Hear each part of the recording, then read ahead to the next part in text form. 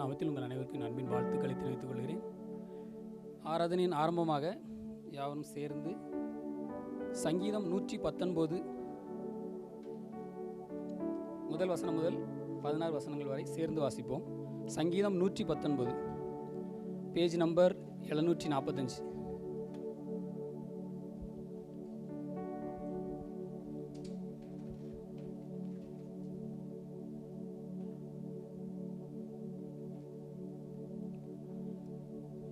கர்த்தருடைய வேதத்தின்படி நடக்கிற உத்தம மார்க்கத்தார் பாக்கியவான்கள்.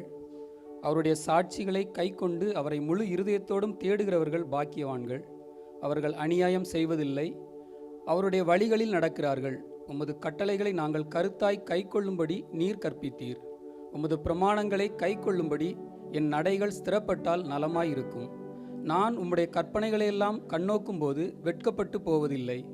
உம்முடைய நீதி நியாயங்களை நான் கற்றுக்கொள்ளும் போது செம்மையான இருதயத்தால் உம்மை துதிப்பேன். உமது பிரமாணங்களை கைக்கொள்ளுவேன், முற்றிலும் என்னை கைவிடாதேயும். வாலிபன் தன் வழியை எதினால் சுத்தம் பண்ணுவான்? உமது வசனத்தின்படி தன்னை காத்து கொள்ளுகிறதினால் தானே. என் முழு இருதயத்தோடும் உம்மை தேடுகிறேன். என்னை உமது கற்பனைகளை விட்டு வழி தப்ப விடாதேயும்.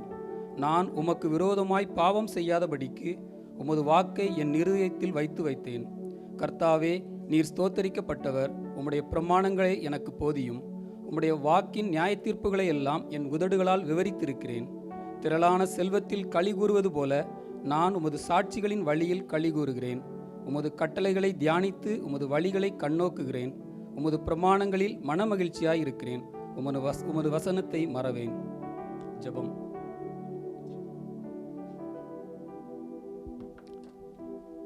எங்களை கிருபையாய் நேசிக்கிற எங்கள் அன்பின் பிதாவே, உம்மை நன்றியோடு துதிக்கிறோம் ராஜா, ஸ்தோத்திரிக்கிறோம் தகப்பனே. கடந்த வாரம் முழுவதும் எங்களை கண்ணின் மணியைப் போல பாதுகாத்து உமக்கு நன்றி செலுத்துகிறோம் ராஜா. இந்த வருஷத்தின் 6 மாதங்களை கடக்க கர்த்தர் கிருபை செய்தீர் ராஜா.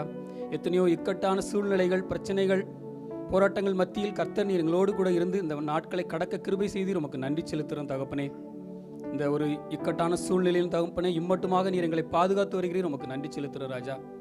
எல்லா காரியங்களிலும் தகப்பனே, வேலை செய்கிற இடத்திலும் வேலைகளிலும் எல்லாவற்றிலும் கர்த்தாவே உம்முடைய கிருபை எங்களோடு கூட இருப்பதற்காக உமக்கு நன்றி செலுத்துகிறோம் தகப்பனே. இந்த அருமையான ஓய்வு நாளுக்காக உமக்கு நன்றி செலுத்துகிறோம் ராஜா. இந்த நாளிலும் தகப்பனே உம்மை ஆராதிக்கும்படி நாங்கள் கூடி வந்திருக்கிறோம் ராஜா. தகப்பனே, இந்த நேரத்திலும் ராஜா நாங்கள் ஏறெடுக்கிற எல்லா காரியங்களும் தகப்பனே உம்முடைய சமூகத்தில் பிரீதியாக இருக்கட்டும் ராஜா. ஆராதனை முழுவதுமாக நீர் பொறுப்படுத்திக்கொள்ளும் தகப்பனே. ஆராதனை செய்யும் பொழுது உம்முடைய மகிமை விளங்குவதாக தகப்பனே. வார்த்தைகளை கேட்கும் பொழுதும் தகப்பனே உம்முடைய பிரசனம் எங்களோடு கூட இடைப்படுவதாக தகப்பனே. பல காரியங்களை குறித்து, எண்ணங்களை குறித்து, பல போராட்டங்களின் மத்தியில் நாங்கள் இங்கே வந்திருக்கலாம் தகப்பனே.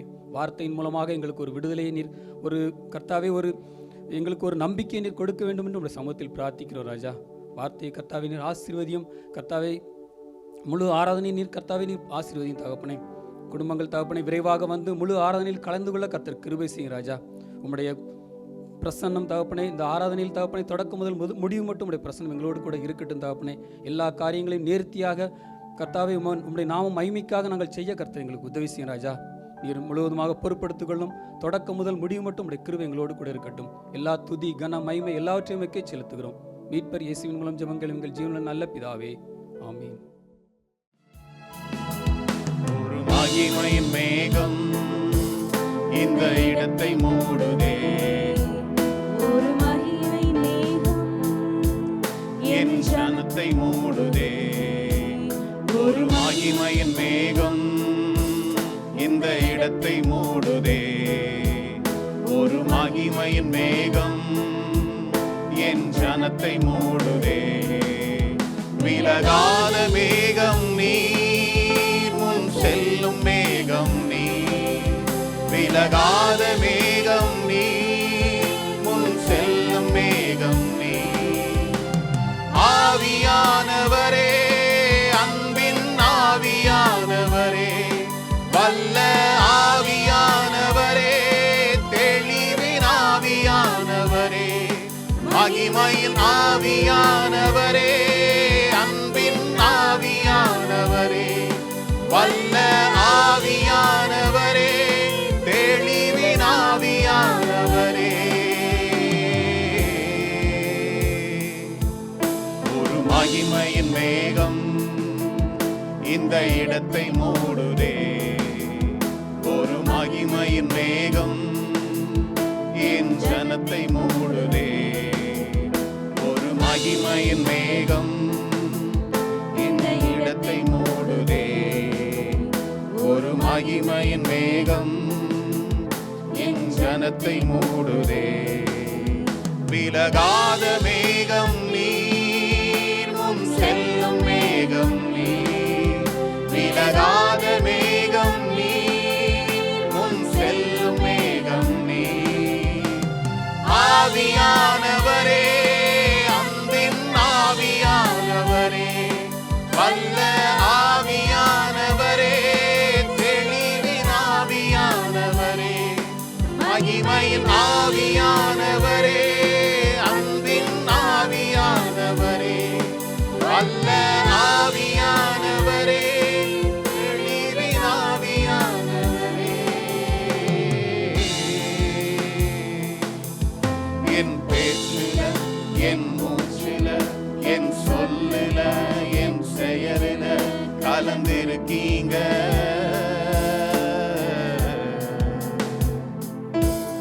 என் நினைவுல, என் நடத்தையில, என் உணர்வுல, என் உயிரில கலந்திருக்கீங்க.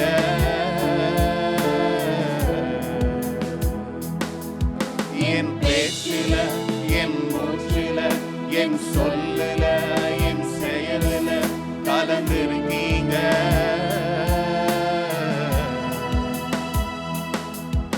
என் நினைவுல, என் நடத்தையில, என் உணர்வுல, என் உயிரில கலந்திருக்கீங்க.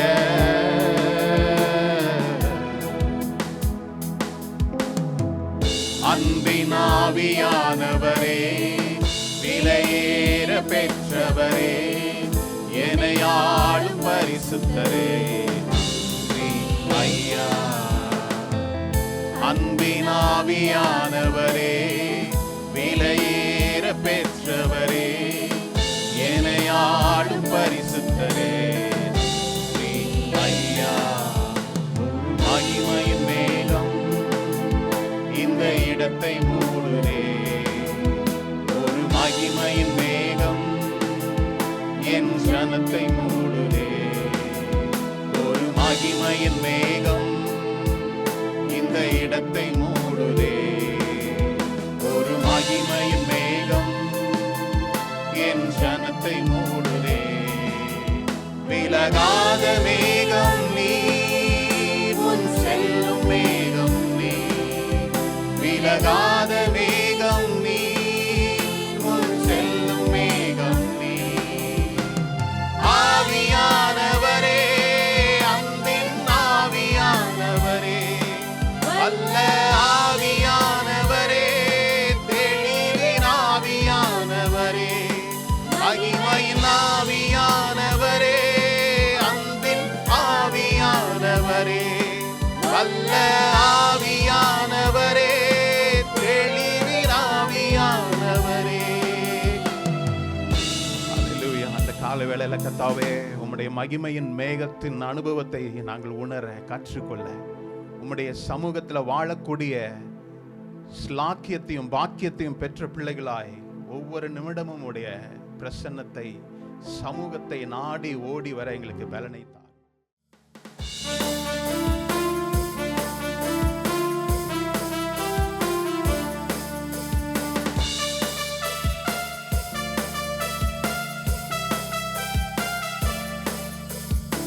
கழுகு போல காத்திருந்து புதுபலன் அடைவே. கர்த்தருக்கு காத்திருந்து உயர எழும்பிடுவே. கழுகு போல காத்திருந்து புதுபலன் அடைவே. கர்த்தருக்கு காத்திருந்து உயர எழும்பிடுவே. நடந்தாலும் சோர்வடைவதில்லை, ஓடினாலும் இளைப்படைவதில்லை. நடந்தாலும் சோர்வடைவதில்லை, ஓடினாலும் இளைப்படைவதில்லை. உந்தன் சமூக காற்று என்னை உயர உயர உயர எழுப்பிடுமே. அல்லேலூயா, அல்லேலூயா.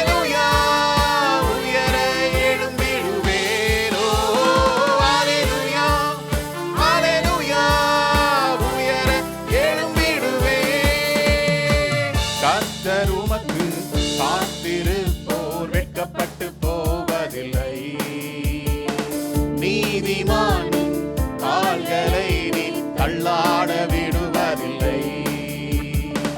கர்த்தர் உமக்கு காத்திருப்போர் வெட்கப்பட்டு போவதில்லை.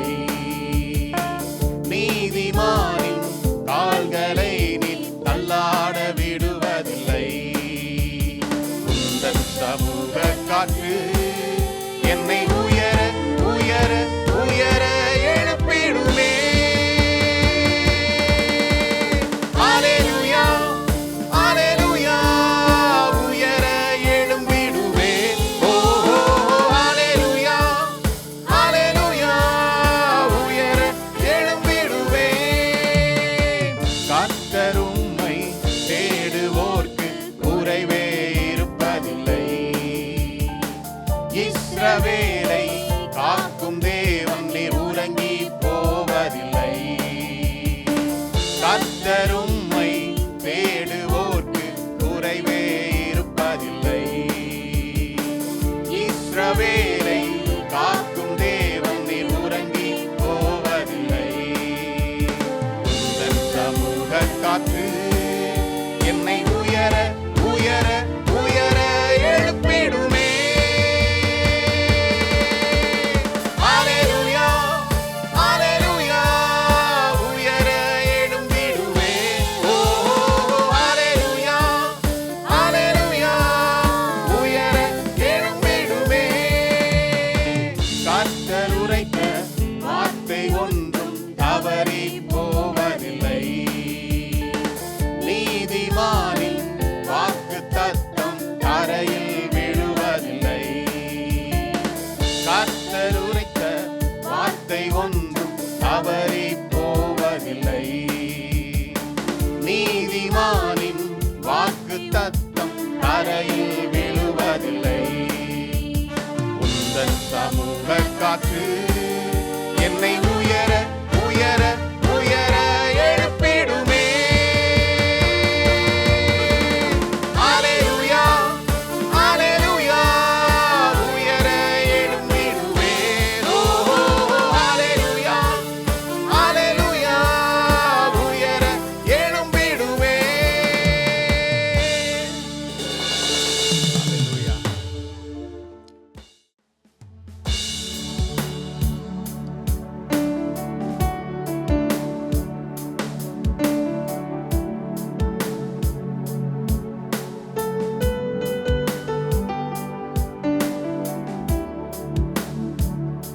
இதுவரை நடத்தினி இனியும் நடத்துவி. ஏகோவாயிரே பார்த்து கொள்வி.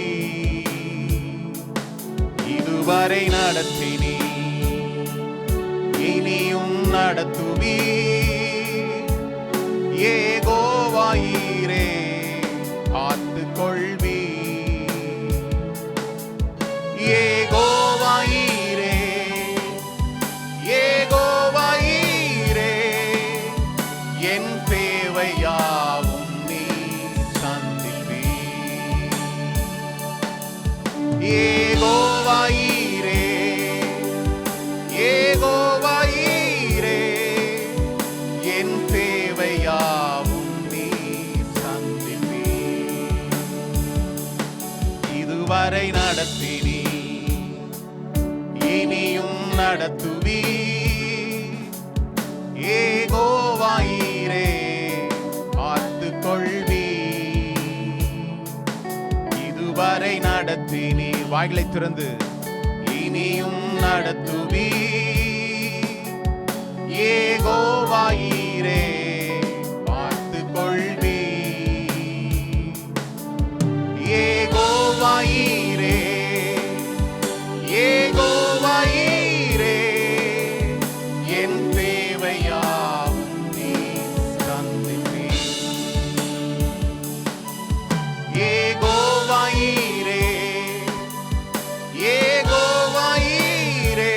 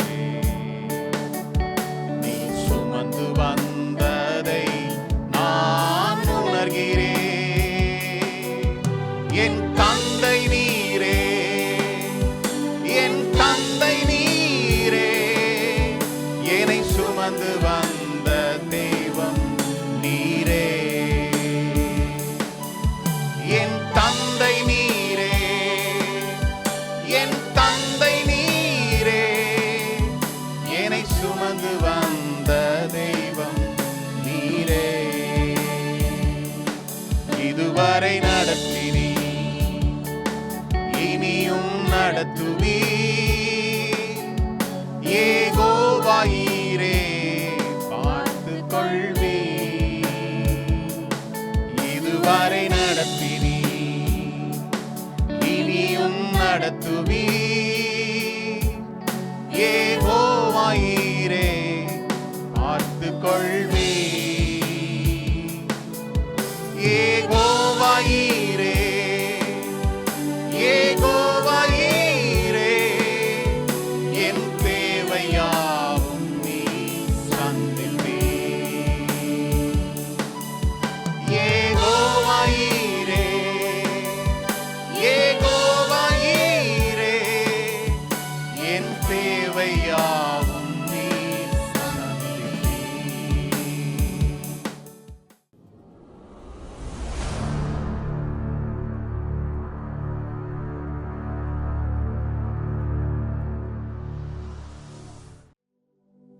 ஹல்லேலூயா. மீண்டும் ஒரு புதிய நாளிலும் கர்த்தருடைய வார்த்தை உங்களோடு கூட பகிர்ந்து கொள்வதில் நான் மகிழ்ச்சி அடைகிறேன். எத்தனை பேர் சந்தோஷத்தோடு கர்த்தருடைய வார்த்தையை கேட்கணும்னு வந்திருக்கிறீங்க? இல்லை நமக்கு தெரிஞ்சவங்களெல்லாம் பார்த்துட்டு ஒரு ஹலோ சொல்லிட்டு போகலாம் அப்படின்னா? ஹல்லேலூயா. தேவனுடைய சபையில் யார் இருக்கா? தேவன் இருக்கிறாருல்ல, அதுக்காக தான் நான் வந்திருக்கிறோம்ல. கர்த்தர் நம்மோடு கூட பேசணும் அப்படின்னு தான் வந்திருக்கிறோம். ஒரு இல்லாத நபர் நம்மோடு கூட பேச முடியுமா? அப்போ கர்த்தர் நம்மோடு கூட இருக்கிறார். அவர் இந்த ஆலயத்தில் நம்மோடு கூட இடைபடுவார் என்ற உணர்வோடு வரும்போது தான் கர்த்தர் நம்மோடு பேசுவார். என்னோடு கூட என்ன கர்த்தர் பேசணும் அப்படின்ற ஒரு உணர்வு நமக்கு இருந்தால் தான் கர்த்தர் நம்மோடு கூட பேசுவார். நான் ஆரம்பத்திலே சொல்கிறேன், ஏதோ ஒரு இடத்துல நம்ம உட்காந்துருக்கிறோன்னு அல்ல, ஏதோ ஒரு சபைக்கு வருகிறோன்னு அல்ல, என்னோடு கூட கர்த்தர் என்ன பேச விரும்புகிறார். ஹல்லேலூயா. கடந்த வாரத்தில் ஆசாவை குறித்து பார்த்தோம். அதனுடைய தலைப்பு உத்தம இருதயம் அப்படின்னு சொல்லி நம்ம தியானிச்சோம். உத்தம இருதயம். ஆசா அவனுடைய நாட்களில் அவன் கர்த்தருடைய பார்வையில நன்மையும் செம்மையுமானதை செய்தான் அப்படின்னு சொல்லி பார்த்தோம். யாருடைய பார்வையில? கர்த்தருடைய பார்வையில. நம்முடைய பார்வையில நம்ம எப்பொழுதுமே நல்லதுதான் இல்ல. கெட்டது செஞ்சா கூட நம்ம ஜஸ்டிஃபை பண்ணுறோம். ஆமா, நான் இப்படி பண்ணலாம், நல்லதுதான் செஞ்சேன். ஆனால் கர்த்தருடைய பார்வையில் அவன் நன்மையும் செம்மையுமாய் செய்தான் என்று சொல்லி பார்க்கிறோம். அந்த 2 நாளாகமம் 16ஆம் அதிகாரத்தில் கடைசி பகுதியில் பார்க்கிறோம், அவன் கர்த்தருக்கு உத்தம இருதயம் உள்ளவனாய் இருந்தான் என்று பார்க்கிறோம். உத்தம இருதயம் உள்ளவனாய் இருந்ததினால கடைசி வசனத்தில் ஆசா ஆண்ட 35 ஆண்டுகள் எப்படி இருந்ததா? சண்டை தேசம் அமெரிக்கையா இருந்தது. எந்த பிரச்சனையுமே இல்லை. காரணம் என்ன? அவன் இருதயம் கர்த்தருக்கு நேராய் உத்தமமாய் இருந்தது. உத்தம இருதயம் என்று நமக்கும் என்ன செய்யணும்? கர்த்தர் விரும்புகிறார். உத்தம இருதயம் உள்ளவர்களா இருக்கணும்னு சொல்லி கர்த்தர் விரும்புகிறார். ஆனா பாருங்க, இருதயத்துல என்ன நடக்குதுன்னு யாருக்கும், ஆமா, பக்கத்துல தான் உட்கார்ந்துருப்போம். நம்ம இருதயம், அவங்க இருதயத்துல என்ன இருக்குன்னு நமக்கு தெரியாது. நல்லவேளை கர்த்தர் இருதயத்தை உள்ள வச்சிருக்கிறார். வெளியில இருந்தா நம்ம ஸ்கேன் பண்ணி பார்த்துறோம், ஆஹா இவர் இதான் நினைச்சிருக்கிறாரு அப்படின்னு. இல்லை, உள்ள மறைச்சி வச்சிருக்கிறாரு. அதுக்கு ஒரு கேட் எல்லாம் போட்டு உள்ள வச்சிருக்கிறாரு. ஆகவே நம்ம இருதயத்தில் என்ன நினைக்கிறோன்றது மற்றவர்களுக்கு என்ன செய்யாது, தெரியாது. அதுதான் எரேமியா சொல்றார் 17ஆம் அதிகாரத்தில், எல்லாவற்றை பார்க்கிலும் இருதயம் திருக்கும் மகா கேடும் உள்ளதா இருக்குது, அதை அறியத்தக்கவன் யார்? Above all things our heart is crooked, desperately wicked. Who shall know? யார் அறிய முடியும்? கர்த்தர் அறிய முடியும். அவருக்கு மறைவானது ஒன்றுமே இல்லை. அவருடைய கண்கள் பூமி எங்கும் உலாவுகிறது. இதெல்லாம் நம்ம பார்த்தோம். அவருடைய கண்கள் பூமி எங்கும் உலாவுகிறது. எல்லாருடைய இருதயங்களின் யோசனைகளையும் அவர் அறிந்திருக்கிறார். அப்போ அவர் உத்தம இருதயம் யாருக்கு இருக்கின்றது அவர் பார்த்து என்ன செய்யறாரு? அவர் தம்முடைய பலனை அவர்களுக்கு வெளிப்படுத்துகிறார் சொல்லியிருக்கு. அப்படிதான் நம்ம பார்த்தோம் அந்த வசனத்துல. இல்ல, அவர் தம்முடைய வல்லமையை அவர்களுக்கு வெளிப்படுத்துகிறார். யாருக்கு? உத்தம இருதயம் உள்ளவர்களுக்கு. அப்ப இன்று உத்தம இருதயத்தை நாம் எப்படி பெற்றுக்கொள்வது, எப்படி நான் அதை என்னை தக்க வைத்துக் கொள்வது என்பதை குறித்து அந்த காலை வேளையில் உங்களோடு கூட நான் பேச விரும்புகிறேன். உத்தம இருதயம் எல்லாருக்கும் நல்லவங்களா இருக்கணும்னு தான் ஆசை. அப்படி இருக்க முடியுதா? ஆமா. இயேசுவை பார்த்து எல்லாரும் நல்லவங்கன்னு சொன்னாங்களா ஜனங்கள்? அவரையுமே என்ன செய்தாங்க? கல் எறிந்த கூட்டங்கள் உண்டு, காயப்படுத்தின கூட்டங்கள் உண்டு. ஆனால் பவுல் சொல்றாரு, கூடுமான அளவுக்கு எல்லாரோடும் மனரம்யமா, எல்லாரோட சமாதானமா இருக்க. எந்த சூழ்நிலைகளில் நான் மனரம்யமா இருக்க கற்றுக்கொண்டேன். எதிர்க்கிறவர்களோ நம்மளை காயப்படுத்துறவர்களோ அல்ல, கர்த்தருடைய பார்வையில் நான் உத்தமனா இருக்கிறேனா, அதுதான் முக்கியம். மற்றவர்கள் என்ன சொல்லுவாங்க, நீ விழுந்தாலும் சொல்லுவாங்க, எந்திரிச்சாலும் ஏதாவது சொல்லுவாங்க. ஆனா கர்த்தருடைய பார்வையில நான் உத்தமனா இருக்கிறேனா அப்படின்றதான் தேவன் பார்க்கிறார். ஹல்லேலூயா. அப்போ ஒரு சின்ன காரியத்தை உங்களுக்கு முன்பதாக, செய்திக்கு போறதுக்கு முன்பதாக ஒரு சின்ன காரியத்தை சொல்ல விரும்புறேன். நம்முடைய இருதயம் இல்ல ஆவி, ஆத்மா, சரீரத்தை குறித்து நம்ம தியானிக்கும் போது ஆத்மாவுக்கு 3 பிரிவுகள் உண்டு, இல்லை இது காரியங்கள் அப்படின்னு சொல்றோம். அதான் அது இருதயத்தை குறித்து உங்களோடு கூட கனெக்ட் பண்ண நான் விரும்புகிறேன். இருதயத்தில் ஒரு 3 காரியத்தை, நம்முடைய இருதயம் நம்முடைய மனது, விருப்பம், ஆசா பாசங்களை கொண்டு அடக்கியதான் நம்முடைய இருதயம். இல்லை, நல்லா புரிஞ்சுக்கோங்க. என்னது? நம்மளுடைய இருதயத்தில் மனசு, விருப்பம், ஆசா பாசங்கள் எல்லாம் கொண்டது தான் நம்மளுடைய இருதயம். ஆனால் தேவன் இதை சொல்றாரு, இவைகள் எல்லாவற்றையும், அதுதான் சொல்லுகிற இயேசுவானவர் குறித்து சொல்லுகிற காரியம் என்னது? உன் தேவனாகிய கர்த்தரை ஒரு வாலிபன் வந்து கேட்கிறான், நான் நித்திய வாழ்வை சுதந்திரித்துக் கொள்வதற்கு என்ன செய்யணும்? அப்படி பல காரியங்களை சொல்லும் போது இயேசு சொல்றார், உன்னுடைய தேவனாகிய கர்த்தரை முழு இருதயத்தோடும் முழு ஆத்மாவோடும் வருது, மனதோடும், இல்ல ஆத்மாவோடு தானே, ஆத்மாவோடும் மனதோடும் பலத்தோடும் கூட என்ன செய்ய நீ அன்பு கூறுவாயாக அப்படின்னு இருக்குது. அப்போ என்னுடைய இருதயம் எல்லா ஒருமனப்பட்டு நான் தேவனிடத்தில் அன்பு செலுத்துகிறது தான் தேவன் விரும்புகிற காரியம். ஆனா சில நேரம் விருப்பம் இல்லாத சில காரியங்களை செய்யறோம். ஆமாவா இல்லையா? ஆமா, எல்லாம் பார்த்தா சபைக்கு ஏதோ வரணும்னு வந்திருக்கு, விருப்பம் இல்லை நான் வந்திருக்கிறேன்ற மாதிரி தான் இருக்கு. அப்படியா? இல்ல. ஆனா நாம் விரும்பாத காரியங்களையும் சில காரியங்களை செயல்படுத்துகிறோம். ஆனால் செஞ்சிட்டோன்றதுனால அதற்குரிய பலன் அல்ல. முழு இருதயத்தோடு கூட என்னுடைய மனதும், என்னுடைய விருப்பமும், என்னுடைய ஆசா பாசம் எல்லாவற்றையும் நான் கர்த்தருக்கென்று நான் கொடுக்கும்போது தான் அதை கர்த்தர் என்ன செய்யறாரு? முழுமையா ஏற்றுக்கொள்கிறார். அந்த அன்பை முழுமையாய் அவர் என்ன செய்யறாரு?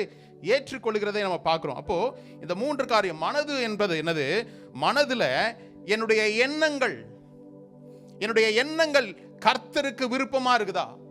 என்னுடைய நம்பிக்கை, என்னுடைய சிந்தைகள், என்னுடைய நம்பிக்கை, என்னுடைய புரிதல், என்னுடைய நினைவுகள், தீர்மானம், பகுத்தறிதல், மனசாட்சி, இவைகள் எல்லாம் கர்த்தருக்கு விருப்பமா இருக்குதா? இல்ல என்னுடைய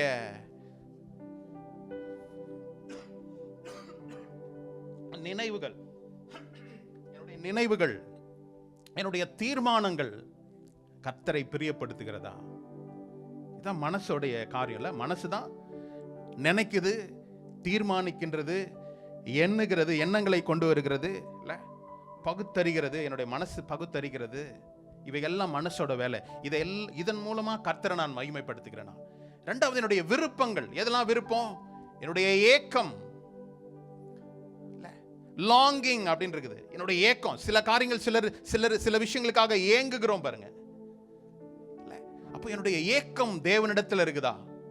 வில்லிங்னஸ், என்னுடைய ஏக்கம்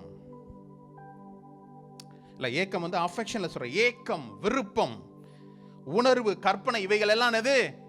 என்னுடைய ஆசா பாசம்னு சொன்ன பாருங்களேன், பாசத்துக்காக ஏங்குறோம். இல்ல, கற்பனைகள், என்னுடைய இமேஜினேஷன். அடுத்தது என்ன சொன்ன? விருப்பம்ல, விருப்பம் என்னது? என்னுடைய தெரிந்தெடுப்பு, என்னுடைய டிசிஷன்ஸ், நான் எடுக்கின்ற தீர்மானங்கள், நான் நிர்ணயம் பண்ணிக்கொள்றது, டிட்டர்மினேஷன், நிர்ணயிக்கிறது, நான் இதை தான் நிர்ணயிச்சிருக்கிறேன். என்னுடைய விருப்பம், என்னுடைய செயல், நான் எதை விரும்புறேனோ அதுதான் அதிகமாக செய்யணும்னு நான் யோசிப்பேன்.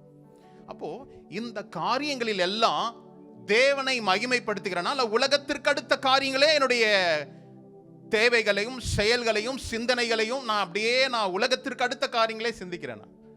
என்னுடைய இருதயத்தில் அதுதான். இந்த இருதயத்தில் இந்த காரியங்கள் சொன்ன இந்த காரியங்கள் எல்லாம் இருக்கு. என்னுடைய ஏக்கம், இல்ல எனக்கு இது வாங்கணும்னு ஒரு ஏக்கம் அப்படின்னு நம்ம சொல்றோம். ஆனா எனக்கு அது கர்த்தாவே உம்மிடத்துல நான் பேசணும்ன்ற ஒரு ஏக்கத்தோடு நாம் தேவனுடைய சமூகத்தில் கடந்து போறோம். என்னுடைய இருதயம் தேவனுக்கு அடுத்த காரியங்களில் நான் சிந்திக்கும் போது, செயல்படும் போது, அதுதான் ஃபாதர் பெர்க்மன்ஸ் ஒரு பாட்டு பாடியிருப்பாள், என் எண்ணமெல்லாம் ஏக்கமெல்லாம் உம் சித்தம். இதுல இந்த 3 காரியமே இந்த 3 இதுலயும் வந்துருச்சு. என்னுடைய ஏக்கம், என்னுடைய சித்தம், உம்முடைய சித்தத்தை நான் செயல்படுத்தணும். நம்முடைய வாழ்க்கை அப்படிப்பட்ட வாழ்க்கையாய் மாறணும். என்னுடைய இருதயத்தை கர்த்தர் பார்க்கிறார். அவர் எல்லாவற்றையும் பகுத்தறிகிற தேவனா இருக்கிறார்ல. தேவனுடைய வார்த்தை ஜீவனும் வல்லமையும் உள்ளதா இருக்குது. இருபுறம் கருக்குள்ள எந்த பட்டயத்திலும் கூர்மையா இருக்குதுன்னு வேதத்தில் படிக்கிறோம். அவர் எல்லாவற்றையும் அறுத்து ஆராய்ந்து பார்க்க முடியும். ஹல்லேலூயா. அப்ப நான் உத்தமமா இருக்கணும்னா சில காரியங்களை நான் விட வேண்டிய ஒரு சூழ்நிலையில் நான் இருக்கிறோம்ல. இன்னைக்கு உலகம் நமக்கு கற்றுக் கொடுக்கின்ற காரியம் என்னது? அவர்களுக்கு இருக்கிறது போல நானும் இருக்கணும். அவர்களோட நான் எந்த விதத்துல சொல்ல கூட பயப்படுறேன் பாருங்க, நான் இதுல குறைஞ்சு போயிட்டேன் அப்படின்னு நம்ம யோசிக்கிறோம். அதற்காக என்ன செய்யறோம்? இந்த உலகத்திற்கு பின்னாடி ஓட செய்கின்ற ஒரு சூழ்நிலையில் நாம் வாழ்ந்து கொண்டிருக்கிறோம். கர்த்தர் நம்ம என்ன செய்யறாரு? வேறு பிரித்தவர்களாய் நம்மை காட்டுகிறார். சரி, 4 விதமான இருதயங்களை உங்களோடு கூட நான் பேச விரும்புகிறேன். 4 types of heart. இந்த இருதயம் நமக்கு என்ன செய்யக்கூடாது? இருக்கக்கூடாது. அப்படின்னா என்ன அர்த்தம்? இது போல வாழாம இதுக்கு நேர் எதிர்மறையான ஒரு வாழ்க்கை நம்ம வாழணும். முதலாவது பார்ப்போம் பாருங்களேன், முரண்பாடுள்ள இருதயம். கான்ஃப்ளிக்டட் ஹார்ட், முரண்பாடான இருதயம். தேவன் நம்மிடத்தில் எதிர்பார்க்கின்ற காரியம் என்ன தெரியுமா? ஒன்னஸ். அவருடைய வார்த்தை நமக்கு வல்லமையாய் உள்ள வரும்போது அந்த வார்த்தையை அப்படியே ஏற்றுக்கொள்வதுதான் தேவனுடைய விருப்பமா இருக்குது. ஆனா நமக்குள்ள ஒரு கான்ஃப்ளிக்ட் இருக்குது, நமக்குள்ள ஒரு முரண்பாடான காரியங்கள் இருக்குது. காரணம் என்ன? இந்த உலகமும் தேவனுடைய வார்த்தையும் என்னது? நேர் எதிரான காரியங்கள்.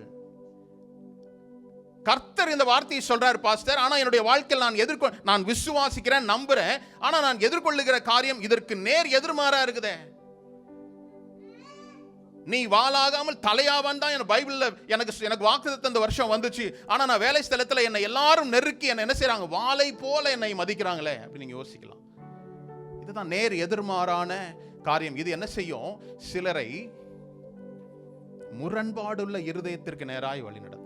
என்னுடைய இருதயம் முரண்பாடுள்ளதா இருக்குதுன்னா, தேவனுடைய வார்த்தைக்கு விரோதமாய் வார்த்தைக்கு கட்டுப்படாத கீழ்ப்படியாமல் முரண்பாடு இருக்குதோ அப்படின்னா நாம் அதை என்ன செய்யணும்?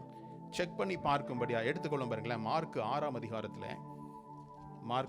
அதிகாரம் 17வது வசனத்தை.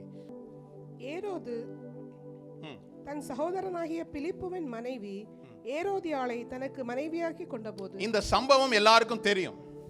இயேசுவானவர் அவர் தன்னுடைய ஊழியத்தை தொடங்கிய பிற்பாடு அநேக அற்புதங்கள் அதிசயங்கள் நடக்குது.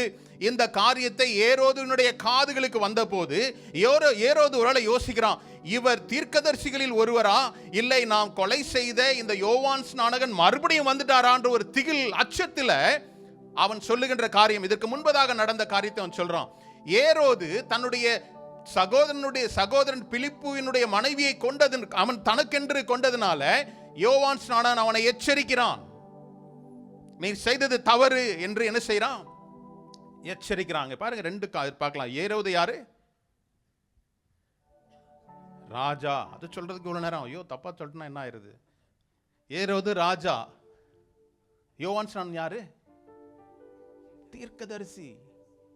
ராஜாவுக்கு கீழே தான். ஆனால் உத்தம இருதயம் உள்ள தேவ ஜனங்கள் யார் முன்னாடி பேசுவதற்கும் என்ன செய்ய மாட்டாங்க? பயப்பட மாட்டாங்க. காரணம் என்னது? கர்த்தர் அவரோடு கூட என்னோடு கூட இருக்கிறார் என்ற உணர்வு. இன்னைக்கு கர்த்தர் என்னோடு கூட இருக்கிறார் என்ற உணர்வு நமக்கு இருக்குன்னா, நீங்க நீதி செய்கிறவர்களாய் நியாயம் செய்கிறவர்களா இருந்தா உங்களுக்கு முன்னாடி நிற்கிறவர் யார் என்பது அவசியம் அல்ல. சரியை சரி என்றும் தவறுன்னு சுட்டி காட்டுவதற்கு உங்களுக்கு கர்த்தர் ஒரு தைரியத்தின் ஆவியை உங்களுக்கு கொடுத்திருப்பார். அதுதான் நம்ம தீமோத்தேயுல பார்க்கிறோம்ல. அவர் நமக்கு பயமுள்ள ஆவியை கொடுக்கல, அன்பும் பலமும் தெளிந்த புத்தியுள்ள ஆவியை கொடுத்திருக்கிறார். நீங்க நல்லா புரிஞ்சுக்கணும். சில நேரங்கள் நாம் ஏன் சோர்ந்து போறோம்? நான் தப்பு செய்யல, ஆனால் நான் ஏன் ஒடுக்கப்படுகிறேன்? ஹல்லேலூயா. இவன் தைரியமா போய் பேசினதுனால இவனுக்கு என்ன தண்டனை கிடைக்குது? என்ன தண்டனை கிடைக்குதுன்னு பாருங்களேன். ஆமா, 18வது வசனத்துல யோவான் ஏரோதை நோக்கி, நீர் உம்முடைய சகோதரன் மனைவியை வைத்துக் கொள்வது நியாயமல்லவென்று சொன்னது நிமித்தம் ஏரோது சேவகரை அனுப்பி யோவானை பிடித்து கட்டி காவலில் வைத்திருந்தார். ஹல்லேலூயா. என்ன பண்ணிருந்தான்? சத்தியத்தை தான் சொல்றான், உண்மையை தான் சொல்றான். ஆனால் யோவான் ஸ்நானன் என்ன செய்யறான்? அவனை சேவகர்களை அனுப்பி கட்டி காவல்ல கொண்டு போய் வைக்கிறான். சரியா? இதுவரை நடந்தது கரெக்ட் தான். பாருங்க, அடுத்தது பாருங்க, அவளுடைய மனைவியும் அவனை கொல்லணும் அப்படின்னு சொல்லி நினைக்கிறான். 20வது வசனத்தை படிக்கலாமே. அது என்னவென்றால், யோவான் நீதியும் பரிசுத்தமுள்ளவென்றும் ஏரோது அறிந்து அவனுக்கு பயந்து அவனை பாதுகாத்து அவன் யோசனையின்படி அநேக காரியங்களை செய்து விருப்பத்தோடே அவன் சொல்லை கேட்டு வந்தான். இதுதான் கீவேர்டு. உத்தம இருதயம் உள்ள தேவ ஜனங்கள் அவர்கள் சிறைச்சாலையில் தள்ளப்பட்டாலும் கூட, அந்த ஏரோதியால் இவனை எப்படிலாம் கொலை செய்யணும்னு திட்டம் போட்டாலும் கூட அவளால கூடாமல் போனது என்று இந்த வேதத்தில் படிக்கிறோம். முன்னாடி வசனத்தில் அதான் சொல்லப்படுது. அவ கொலை செய்யணும்னு நினைக்கிறா, ஆனா முடியல. அது ஏன் என்றால் அப்படின்ற வார்த்தை இங்க தொடங்குது. ஏன்னா யோவான் எப்படி இருந்தானா? நீதியும் பரிசுத்தமல்லவன் என்று யார் அறிகிறா? உங்களை யாரு துன்பப்படுத்தணும்னு நினைக்கிறாங்களோ அவர்களுடைய கண்களுக்கு முன்பதாக நீங்க பரிசுத்தம் உள்ளவர்கள் என்பதையும் நீதி செய்கிறவர்கள் என்பதையும் கர்த்தர் என்ன செய்வாரு? வெளிப்படுத்துவார். சிறைச்சாலையில் தள்ளினது யாரு? ஏரோது தான். அவனை கொலை செய்யணும்னு நினைச்சது அவனுடைய மனைவி தான். ஆனா அது கூடாமல் போனது காரணம் அவனுக்குள் இருந்த பரிசுத்தம். நான் சொல்றேன், உத்தம இருதயத்துக்கு ஃபர்ஸ்ட் ஸ்டெப் என்னது? ஹோலினஸ், பரிசுத்தம். நம்ம பரிசுத்தம்ன்ற நினைக்கும் போது நம்ம என்ன செய்யறோம்? நாலாம் சிகரெட்லாம் பிடிக்கிறது இல்லை, குடிக்கிறது இல்லை, அதோட மோசமான வேலையெல்லாம் பார்க்கறது இல்லை. ஒரு தேவ ஊழியர் இப்படி சொல்றாரு, புகை பிடிக்கிறதுனால உங்களுக்கு மட்டும்தான் ப்ராப்ளம், ஆனா புறம் பேசுறது நிறைய பேருக்கு ப்ராப்ளத்தை உண்டு பண்ற கேரக்டர் இல்ல. அப்ப எது மோசமான வேலை? புகை பிடிச்சா நீ மட்டும் தான்டா சாவ, புகை பிடிச்சா உனக்கு மட்டும் தான் பாதிப்பு. ஆனா மற்றவர்களை பத்தி பேசணும்னா இங்க ஒண்ணு சொல்லுவேன், அவன் 10 கை காலு மூக்கு எல்லாம் வச்சு வேற எங்கேயோ போய் கடைசியில் அந்த ஆளை என்ன செய்யறோம்? இப்படி பல பேரை க்ளோஸ் பண்ண ஆட்களை பார்த்து தான் சொல்றாரு, புகை பிடிக்கிறது கூட பரவாயில்லன்ற மாதிரி ஆயிருது. அப்ப சொல்றான், எப்படி இருந்தானா? பரிசுத்தம். என்னுடைய வாழ்க்கை பரிசுத்தம் உள்ளதாய் நீதி உள்ளதாய் இருந்தா என்னை விரோதிக்கின்றவர் எனக்கு தண்டனை கொடுக்கணும், என்னை கொலை செய்யணும்னு நினைக்கிறவங்க கூட என்ன செய்வாங்க? அடுத்தது பாருங்க, அவர் சொல்றது, அவன் பரிசுத்தம் உள்ளவன் என்று ஏரோது. அவனுக்கு யாருக்கு பயப்படணும்? ராஜாவுக்கு பயப்படணும். ஏன்னா ராஜா என்ன இருக்கு? அதிகாரம் இருக்கு, அவருக்கு பவர் இருக்கு, அவர் நினைச்சா என்ன வேணாலும் செய்யலாம். ஆனால் இங்க பாக்குறோம், ஏரோது ராஜா யார ஜெயில பிடிச்சு போட்ட அந்த ஜெயில் கைதியை பார்த்து பயப்படுறான். காரணம் என்ன? அவனுக்குள்ள உண்மை இருந்தது, சத்தியம் இருந்தது. இவனுக்குள்ள என்ன இருந்தது?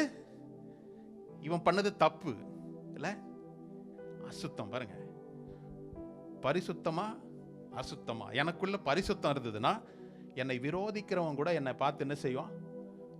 பயப்படுவான். ஆனா எனக்குள்ள ஒரு அசுத்தம் இருந்ததுன்னா யாரை பார்த்தாலும் நான் பயப்பட வேண்டியதா இருக்கும். புரியுதா? உத்தம இருதயம் என்பது தேவனுடைய பார்வையில உத்தமன் என்று என்ன சொல்லணும் அப்படின்னா எனக்குள்ள பரிசுத்தம் அவசியமா இருக்குது. பரிசுத்தம் என்பது என்னுடைய நடக்கை, எனக்கு உள்ள இருக்கணும், உள்ள பரிசுத்தம் இருக்கணும். நான் இவனை மாதிரி குடிக்கல, பொய் சொல்லல அப்படின்றதல்ல. ஒருவரை பற்றி பேசுவதும் தவறு. தேவனுடைய வார்த்தைக்கு விரோதமாய் செய்கிறது எல்லாமே பாவம் தான் இல்ல. அவனை பார்த்து ஃபர்ஸ்ட் பயப்படுறான், அவனை என்ன செய்யறான்? அடுத்தது பாருங்க, அவனை பிடிச்சி கொண்டு வந்ததே என்னது? அவனை கொலை செய்யணும்னு தான். எனக்கு என்ன பார்த்து இப்படி பேசிட்டியே அப்படின்னு சொல்லி அவனுக்கு விரோதமா அவனை கொலை செய்யணும்னு அவன் மனைவி யோசிக்கிறா. அது இவனுக்கு தெரிஞ்சதுனால என்ன செய்யறான்? அவனை பாதுகாக்கிறான். அடுத்தது என்னது? அவன் யோசனையின்படி ஒரு கவுன்சிலராகவே மாறிட்டாரு. அப்படிதானே இல்ல? ஒரு ஆலோசனைக்காரனாவே அவன் சொல்வதபடியெல்லாம் கேட்டு எல்லாத்தையும் என்ன செய்தானா? செய்கிறவனாய் மாறினான். அப்ப அவனுக்குள்ள ஒரு சேஞ்ச் நடக்குதா இல்லையா? அவனுடைய இருதயம் ஆரம்பத்தில் அவனை கொலை செய்யும்படி தான் அவனை சேவகர்களை அனுப்பி அவனை பிடிச்சு கொண்டு வந்து காவல்ல வைக்கிறான்.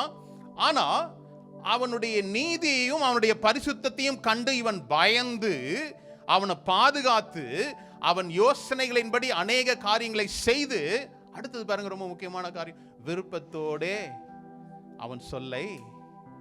அப்ப அவனுடைய இருதயம் கொஞ்சமா மாறிக்கிட்டு தான் இருக்குது இல்ல. ஆனா எங்க முரண்பாடு வருது? அவனுடைய வார்த்தைகளை கேட்டாலும் அவனுக்கு பயந்தாலும் அவனுடைய ஆலோசனையின்படி அநேக காரியங்களை செய்தாலும் அந்த ஏரோதியாலை அவனை என்ன செய்யல? தள்ளிவிடவில்லை, கூடயே தான் வச்சிருக்கிறான்.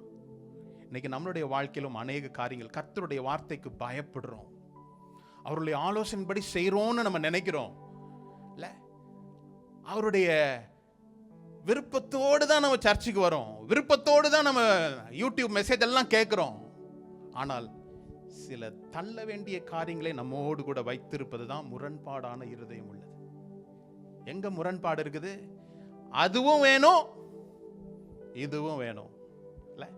நீங்கள் நம்முடைய வாழ்க்கையில் பாஸ்டர் பூமியிலும் நம்ம நல்லா இருந்தா தானே இல்லை, நமக்கு பூமியில் என்ன வேணும் அப்படின்றத உங்களை உருவாக்குவதற்கு முன்பதாக அவர் படைச்சு வச்சுட்டார். நீங்க தான் ஓடி சாடி எல்லாத்தையும் பிடிக்கணும்னு அவசியம் இல்லை.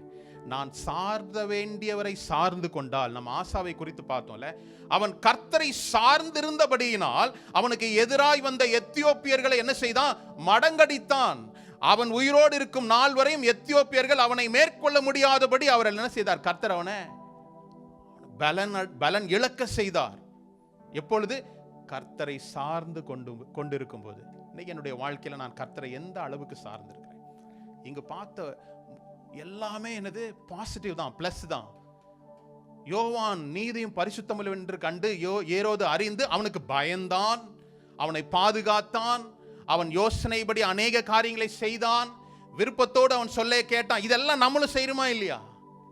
கர்த்தருக்கு பயப்படுகிறோம், அவர் யோசனையின்படி நாம் நடக்கிறோம், காரியங்களை செய்கிறோம், விருப்பத்தோடு அவருடைய வார்த்தையை நாம் கேட்கிறோம். ஆனால் அவன் சொன்ன பிரதான வார்த்தையை அவன் என்ன செய்யல? கீழ்ப்படியில. ஏரோதியாலே அவன் தள்ளல, வச்சுக்கிட்டே தான் இருந்தான். அப்படிதானே? ஹல்லேலூயா. 21வது வசனம் பாருங்க. பின்பு சமயம் வாய்த்தது. எப்படி என்றால், ஏரோது தன் ஜென்ம நாளிலே தன்னுடைய பிரபுக்களுக்கும் சேனாதிபதிகளுக்கும் கலிலேயா நாட்டின் பிரதான மனுஷருக்கும் ஒரு விருந்து பண்ணின போது. ஹல்லேலூயா. இப்ப நம்ம வாசித்த இந்த காரியங்கள் எல்லாம், இதுக்கு முன்னாடி வாசித்த காரியங்கள் எல்லாம் யோவானை குறித்து யார் சாட்சி கொடுக்கிறது? ஏரோது. இதுக்கு முன்னாடி வசனத்தில் நம்ம பார்த்தோம், அவன் நீதியும் பரிசுத்தம் உள்ளவனா இருந்தான், அதனால் அவன் அதை அறிந்து அவன் பயந்தான். எல்லாம் யார் சாட்சி கொடுக்கிறா? ஏரோது சாட்சி கொடுக்கிறான். இயேசுவானவர், இந்த வசனத்துக்கு நம்ம பின்னாடி வரலாம், இயேசுவானவர் யோவானை குறித்து ஒரு சாட்சி கொடுக்கிறார். பாருங்களேன், திருப்பிக் கொள்வோம். இங்க நம்ம திரும்பி வருவோம், நம்ம இங்க தான் வரப்போறோம். மத்தேயு 11ஆம் அதிகாரத்துல 7வது வசனத்தை பார்க்கலாமே. அவர்கள் போன பின்பு இயேசு யோவானை குறித்து ஜனங்களுக்கு சொன்னது என்னவென்றால், எதை பார்க்க வனாந்தரத்திற்கு போனீர்கள்? காற்றினால் அசையும் நாணலையோ? அடுத்ததும் அல்லவென்றால் எதை பார்க்க போனீர்கள்? மெல்லிய வஸ்திரம் தரித்த மனுஷரையோ? மெல்லிய வஸ்திரம் தரிக்கிறவர்கள் அரசர் மாளிகையில் இருக்கிறார்கள். அல்லவென்றால் எதை பார்க்க போனீர்கள்? தீர்க்கதரிசியையோ? ஆம், தீர்க்கதரிசியை பார்க்கிலும் மேன்மை உள்ளவனே என்று உங்களுக்கு சொல்கிறேன். ஹல்லேலூயா. யோவான் ஸ்நானகன் சிறைச்சாலையில் இருக்கும்போது அவனுடைய சீஷர்களை அனுப்புறாரு. வருகிறவர் நீர்தானா இல்ல வேற ஒருவர் வருவதற்காக நாங்க காத்திருக்கணுமான்னு கேட்கறதற்கு அனுப்பும்போது இயேசுவானவர் அவர்களுக்கு பதில் சொல்றாரு. நீங்க குருடர்கள் பார்வையிடுகிறார்கள், சப்பானிகள் நடக்கிறார்கள், தரித்திரருக்கு சுவிசேஷம் அறிவிக்கப்படுகிறது எல்லாம் சொல்லிட்டு இதை போய் சொல்லுங்கன்னு சொல்லிட்டார். அவர் போனதுக்கு பிற்பாடு இந்த 7வது வசனத்தில் நம்ம பார்க்கிறோம், அவர்கள் போன பிற்பாடு இயேசு யோவானை குறித்து ஜனங்களுக்கு சொன்னது என்னவென்றால், என்ன சொல்றாரு? நீங்க வனாந்தரத்தில் எதைப்பா பார்க்க போனீங்க? நாணலையோ அப்படின்ற. நாணல்லாம் நமக்கு நிறைய தெரியுதா? யாருக்காவது பார்த்துருக்கீங்களா? நாணல் ஒரு புல்லு மாதிரி தான் இல்லை? ஆமாம், ஓடக்கரை பக்கத்துலலாம் இருக்கும், ஒரு புல்லு மாதிரி இருக்கும். அது என்ன செய்யும்? காற்று, இங்கே போட்டிருக்கு, காற்றுனால் என்ன செய்யும்? அப்போ என்ன அர்த்தம்? வீக், ரொம்ப சென்சிட்டிவ். ஒரு சின்ன காற்று வந்தாலும் அந்த காற்றுக்கு ஏற்றாறு போல் அது என்ன செய்யும்? அசைந்து கொடுக்கும். அதுக்காகவா போனீங்க? இன்னைக்கு அநேகருடைய வாழ்க்கையில் ரொம்ப சென்சிட்டிவாக இருக்கிறனால தான் ப்ராப்ளம். ஒரு சின்ன காற்று வந்த உடனே என்ன செய்கிறோம்? ஒரு சின்ன பாடுகள் வந்த உடனே அந்த பாடையே பிடிச்சிக்கிட்டு அப்படியே தொங்கிக்கிட்டே இருக்கிறோம், வளைஞ்சிக்கிட்டே இருக்கிறோம். ஒரு சின்ன தேவைகள் வந்துச்சு, கிடைக்கல, உடனே நாம அந்த தேவையை நினைச்சு சோர்ந்து போறோம். அது அல்ல. எதை பார்க்க நீங்க போனீங்க வனாந்தரத்துக்கு? நெறிந்த நாணலையா? காற்றுல இங்கேயும் எங்கேயும் அசைறதா பாக்குறீங்க? இல்ல. நீங்க யாரை பார்க்க போனீங்க? தீர்க்கதரிசிகள். 9வது வசனத்துல அது சொல்லப்பட்டிருக்கு பாருங்களேன். இல்ல, என்ன பார்க்க போனீங்க? ஆம், தீர்க்கதரிசியா பார்க்க போனீங்க. ஆம், தீர்க்கதரிசியை பார்க்கிலும் மேன்மையுள்ளவன் என்று உங்களுக்கு நான் சொல்றேன். யாரை குறித்து சொல்றாரு? யோவான் ஸ்நானனை குறித்து. தீர்க்கதரிசிகளை குறித்து, தீர்க்கதரிசிகளிலும் இவன் மேன்மையானவன் என்று சொல்லி இயேசுவானவர் அவனுக்கு என்ன செய்யறாரு? சர்டிஃபை பண்றார், சான்று கொடுக்கிறார். இன்னைக்கு உங்களையும் என்னையும் பார்த்த ஒரு சாட்சி கொடுக்க முடியுமா யாராவது? இல்ல, கூட ஒர்க் பண்றவங்கள்ட்ட போய் கேட்டா தெரியும் நம்மளுடைய தண்டவாளங்கள் எல்லாம். இந்த ஆளா அப்படி சொல்றாங்களா? இல்ல இந்த ஆளா அப்படி சொல்றாங்களா? எக்ஸ்பிரஷன் தான், ஒரே வார்த்தை. இவரா அப்படின்னு சொல்றாங்களா? இவரா எப்படி சொல்றாங்க? இல்ல, நம்மளுடைய வாழ்க்கை சபைக்கு உள்ள அல்ல, விசுவாசிகள் மத்தியில் மாத்திரமல்ல, நம்மை குறித்து சாட்சி கொடுக்க வேண்டியது கர்த்தர். ஹல்லேலூயா. ஆகவே தான் சொல்றேன், உத்தம இருதயம் உள்ளவர்களுக்கு தம்முடைய வல்லமையை அவர் வெளிப்படுத்துகிறார். இன்னைக்கு ஏன் கிறிஸ்தவர்கள் வல்லமையை இழந்திருக்கிறோம்? அவருடைய பார்வையில உத்தமனா நம்ம என்ன செய்யல, காணப்படல. ஆனா கர்த்தர் யோவான் ஸ்நானனை குறித்து ஒரு சாட்சி கொடுக்கிறாரு. அவன் தீர்க்கதரிசிகள் மாதிரி இல்ல, அதை காட்டிலும் மேன்மை உள்ளவன் சொல்றாரு. அது மாத்திரமல்ல, ஏரோது சொல்றான் அவன் பரிசுத்தம் உள்ளவன், நீதி உள்ளவன் என்பதை கருதி அவனை பார்த்து பயப்படுறான், அவனை பாதுகாக்கிறான். அவன் ஆலோசனையை கேட்டு அநேக காரியங்களை செய்யறான். அவன் பேச்சை கேட்கறதுக்கு ஆர்வமா இருக்கிறான். இதெல்லாம் நம்மளும் செய்யறோம். நம்ம நினைக்கிறோம் இது ஏரோது தான். இல்ல, நம்மளும் செய்யறோம். கர்த்தருடைய வசனத்தை ஆர்வமா கேட்கிறோம். சில காரியங்களை ஆலோசனை கேட்டு செய்யறோம். ஆனால் ஏரோதியாலே என்ன செய்தான்? தன்னுடைய சகோதரனுடைய மனைவியை தனக்கென்று எடுத்துக்கொண்டான். அந்த காரியத்தில் மட்டும் பின்வாங்கவே இல்லை. அதுதான் முரண்பாடான இருதயம். நான் இதையும் செய்வேன், இதையும் செய்வேன். வார்த்தைக்கு I am also to the word but I am also in the world அப்படின்னா என்ன அர்த்தம்? முரண்பாடான இருதயம். இந்த முரண்பாடான இருதயம் கர்த்தருக்கு முன்பதாக உத்தமமான இருதயமா என்ன செய்ய முடியாது, இருக்க முடியாது. இவன் பாதுகாக்கணும்னு தான் நினைச்சான். ஆனால் ஒரு நாள் வந்தது, அவனுடைய ஜென்ம நாளில் ஒரு பார்ட்டி வைக்கிறான். ஜென்ம நாள்னா என்னது? பர்த்டே. பரவாயில்ல, நிறைய பேர் ஜென்ம நாள்னா அது ஏதோ ஒரு நாள் போல அப்படின்னு நினைச்ச கூடாது. அவனுடைய பர்த்டே எல்லாரையும் கூப்பிட்டு ஒரு செலிப்ரேட் பண்றான். மறுபடியும் நம்ம அங்க போயிருவோம், மார்க் 7ஆம் அதிகாரத்துக்கு போயிருவோம். மார்க் 7, மார்க் 6 இல்லை, மார்க் 6:21 ஏரோது தன் ஜென்ம நாளிலே தன்னுடைய பிதா பிரபுக்களுக்கும் சேனாதிபதிகளும் கலிலேய நாட்டில் பிரதான மனுஷருக்கும் ஒரு பெரிய அங்கே அப்பயே பர்த்டே பார்ட்டிலாம் நடந்திருக்கு பாருங்கல்ல. பர்த்டே ஒரு பெரிய பார்ட்டி, பெரிய பெரிய ஆளுங்கள்லாம் கூப்பிட்டு அந்த பார்ட்டி நடக்கும்போது ஏரோதியாளுடைய மகளை என்ன செய்யறான்? ஒரு பர்ஃபார்மன்ஸ் நடக்குது, ஒரு டான்ஸ் நடக்குது. முடிச்ச உடனே அதுக்கு அடுத்த வசனம் 23 படிக்கலாமே. நீ என்னிடத்தில் எதை கேட்டாலும் அது என் ராஜ்யத்தில் பாதியாயிலும் அதை உனக்கு தருவேன் என்று அவளுக்கு ஆணையும் இட்டான். ஹல்லேலூயா. இந்த முரண்பாடான இருதயம் உள்ளவர்கள் என்ன தெரியுமா? ஒரு நாள் பிடிபடுவார்கள். உத்தமமா இருக்கிற மாதிரி வெளியில காட்டிக்கலாம். அவன் யோவான் ஸ்நானனை பார்க்கும் போதெல்லாம் அவனோடு பேசுறது ரொம்ப பிடிக்குது. பாஸ்டர் உங்களோட பேசினா ரொம்ப நல்லா தான் பிடிக்குது, போன அப்புறம் வேற என்னவோ பிடிக்குது. அப்படிதானே இல்ல? அப்போ இவனுடைய வாழ்க்கையில அவன் நீதி செய்கிறவன், பரிசுத்தமானவன், அவனுடைய வார்த்தை எல்லாம் கேட்கிறான், அவனுடைய ஆலோசனையின்படி எல்லாம் செய்யறான். ஆனால் அவன் கர்த்தருக்கு விருப்பமில்லாத காரியத்தை பக்கத்திலே வச்சிருக்கிறதுனால சமயம் பார்த்து அந்த பர்த்டே ப்ரோக்ராம்ல அழகான டான்ஸ் பண்ண அவளுடைய மகளுக்கு உனக்கு என்ன வேணுமோ கேளு, நான் உனக்கு என்ன செய்வேன். ஆமா, என் ராஜ்யத்துல, இது ராஜாக்களுக்கு ஒரு ஸ்டாண்டர்டான டைலாக்னு நினைக்கிறேன், ராஜ்யத்துல பாதி கேட்டாலும் கொடுத்துருவேன் இல்ல, ஆமா பாதி கேட்டாலும் தருவேன் அப்படின்னு ஆணையிட்டானா. யாருக்கு முன்னாடி? எல்லாரும் முன்னாடியும். இந்த வார்த்தையை சொன்னதுனால அந்த சிறு பெண் என்ன செய்தா? தன்னுடைய தாயின் இடத்துல போய் நான் என்ன கேட்கட்டும் அப்படின்னு நம்போது அவங்க தாய் என்ன சொன்னா? யோவான் ஸ்நானனுடைய ஹல்லேலூயா. அதை அவன் மீற முடிஞ்சுதா? கடின இல்ல முரண்பாடான இருதயம் என்ன செய்யும்? என்னுடைய செயல்களிலே சிக்குண்டு போகும்படி செய்கிறது. முரண்பாடான இருதயம்.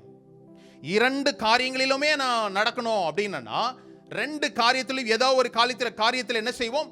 பிடிபடுவோம். அவன் விரும்பினான். அவன் இவ்வளோ நாள் அவங்க மனைவி கொல்லணும்னு நினைச்சா கூட இவன் பாதுகாத்து வந்தான். ஆனால் ஒரு நாள் வந்தது, அந்த நாளில் அவனை என்ன செய்யறான், எல்லாரும் முன்னாடியும் ஒரு வார்த்தையை சொல்றான். அந்த வார்த்தையின்படி செய்ய வேண்டிய கட்டாயத்திற்குள் என்ன செய்தான், தள்ளப்பட்டான். அப்படிதானே பார்க்குறோம்ல. he was trapped. 26வது வசனத்தை படிக்கலாம். அப்பொழுது ராஜா மிகுந்த துக்கம் அடைந்தான். ஆகிலும் ஆணை நிமித்தமும் கூட பந்தி இருந்தவர்களை நிமித்தமும் அவளுக்கு அதை மறுக்க மனதில்லாமல் செயலற்ற திறனுள்ளவர்களாய் மாறுவோம். முரண்பாடுள்ள இருதயம் ஒரு காலகட்டத்தில் செயல்பாடற்ற நிலை, இல்லை என்னால் செய்ய முடியாத, இன்னும் விளக்கமா சொன்னா கையாலாகாத ஒரு சூழ்நிலைக்கு தள்ளப்படும். காரணம் என்ன தெரியுமா? முரண்பாடான இருதயம். நான் இதையும் வச்சிருக்கிறேன். அவன் சொல்றான், நான் நீதி உள்ளவன், அவன் தேவனுடைய மனுஷன், தீர்க்கதரிசி, எல்லாம் புரிஞ்சிருந்தாலும் கூட முற்றிலுமாய் அவனுடைய இருதயத்தை அவனுடைய வார்த்தைக்கு கீழ்ப்படியாம இருந்தது நிமித்தமாய் அவனை காக்க முடியாம போச்சு. இன்னைக்கு நம்மளுடைய வாழ்க்கையில் இது எப்படி நடக்கும்? நம்மளுடைய வாழ்க்கையிலும் கூட எல்லாம் செஞ்சிட்டோம், இந்த ஒரு இது மட்டும் நான் என்னால் என்ன செய்ய முடியல பாஸ்டர், விட முடியல. அப்படி அல்ல. இல்லை, நம்ம அட்வர்டைஸ்மெண்ட்லாம் பார்க்குறோம்ல, அவங்க டூத் பேஸ்ட்ல உப்பு இருக்கா, உடனே ஒரு படத்தை காட்டுறாங்க, போய் தேய்ச்ச உடனே 99.9% சுத்தமாயிருச்சு. ஆனால் அந்த 0.1% என்ன இருக்கு, டேம்ஸ் இருக்கு. ஏன்னா முழுமையாக போச்சு அப்படின்னா அவன் மேலே கேஸ் போட்டுருவாங்க. அதனால அவன் கொஞ்சம் நல்லா சுத்தம் பண்ணுது, ஆனால் கொஞ்சம் வச்சுக்குது. இன்னைக்கு கிறிஸ்தவர்கள் அப்படிதான். 99.9% நான் என்ன செய்கிறேன், பரிசுத்தமாக இருக்கிறேன். ஆனால் ஒரே ஒரு 0.1% அப்படின்னு நம்ம நினைக்கிறோம். இல்லை, முரண்பாடான இருதயம். செத்தை நல்ல பரிமள தைலத்தையும் என்ன செய்யுமா, நார செய்யும். நல்லா வெளியில் வரும். இன்னைக்கு நல்லா எல்லாரும் ஒரு நல்ல பர்ஃப்யூம் போட்டு தான் வருவோம்ல. எந்த பர்ஃப்யூமாவது ஃபவுல் ஸ்மெல் இருக்கு, அந்த ஸ்மெல்லு கொஞ்சம் மோசமாக இருக்குது, போடுறோமா? அழகாக ட்ரெஸ் பண்ணிட்டு நல்ல ஸ்மெல்ல போடுறோம். அதே போல என்னுடைய நற்குணம் 100 நற்குணத்திற்கு 99 இருக்குது. ஆனால் ஒரே ஒரு இடத்துல நான் முரண்பாடுள்ளவனா இருக்கிறேன் அப்படின்னா அது ஒரு நாள் என்னை செயலிழக்க செய்யும்.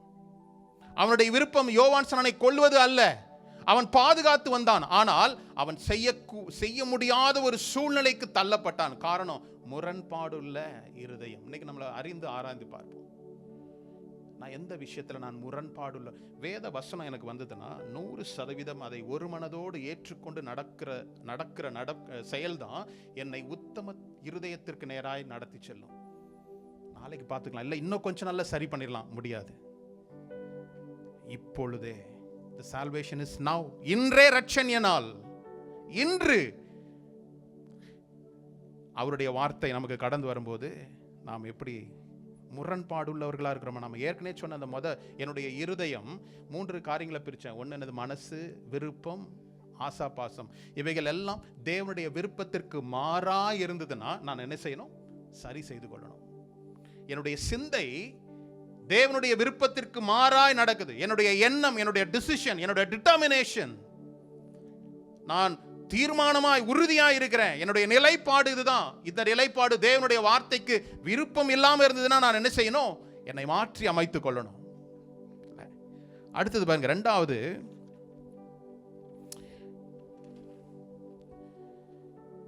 கடின இருதயம்.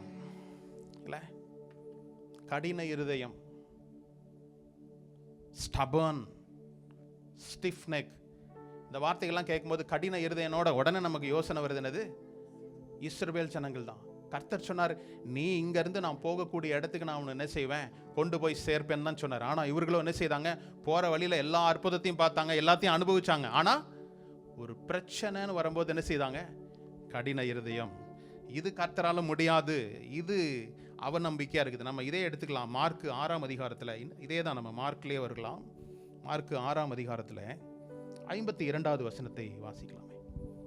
அவர்களுடைய இருதயம் கடினமுள்ளதா இருந்தபடியினால் அப்பங்களை குறித்து அவர்கள் உணராமற் போனார்கள். ஹல்லேலூயா. இந்த காரியம், இந்த சம்பவம் என்ன, இயேசுவானவர் 5 அப்பங்களையும் 2 மீன் துண்டுகளையும் இல்லை மீன்களையும் வைத்து, சிறு மீன்களை வைத்து 5000 பேருக்கு போஷித்து அதை மறுபடியும் மீதம் எடுக்க செய்தார்.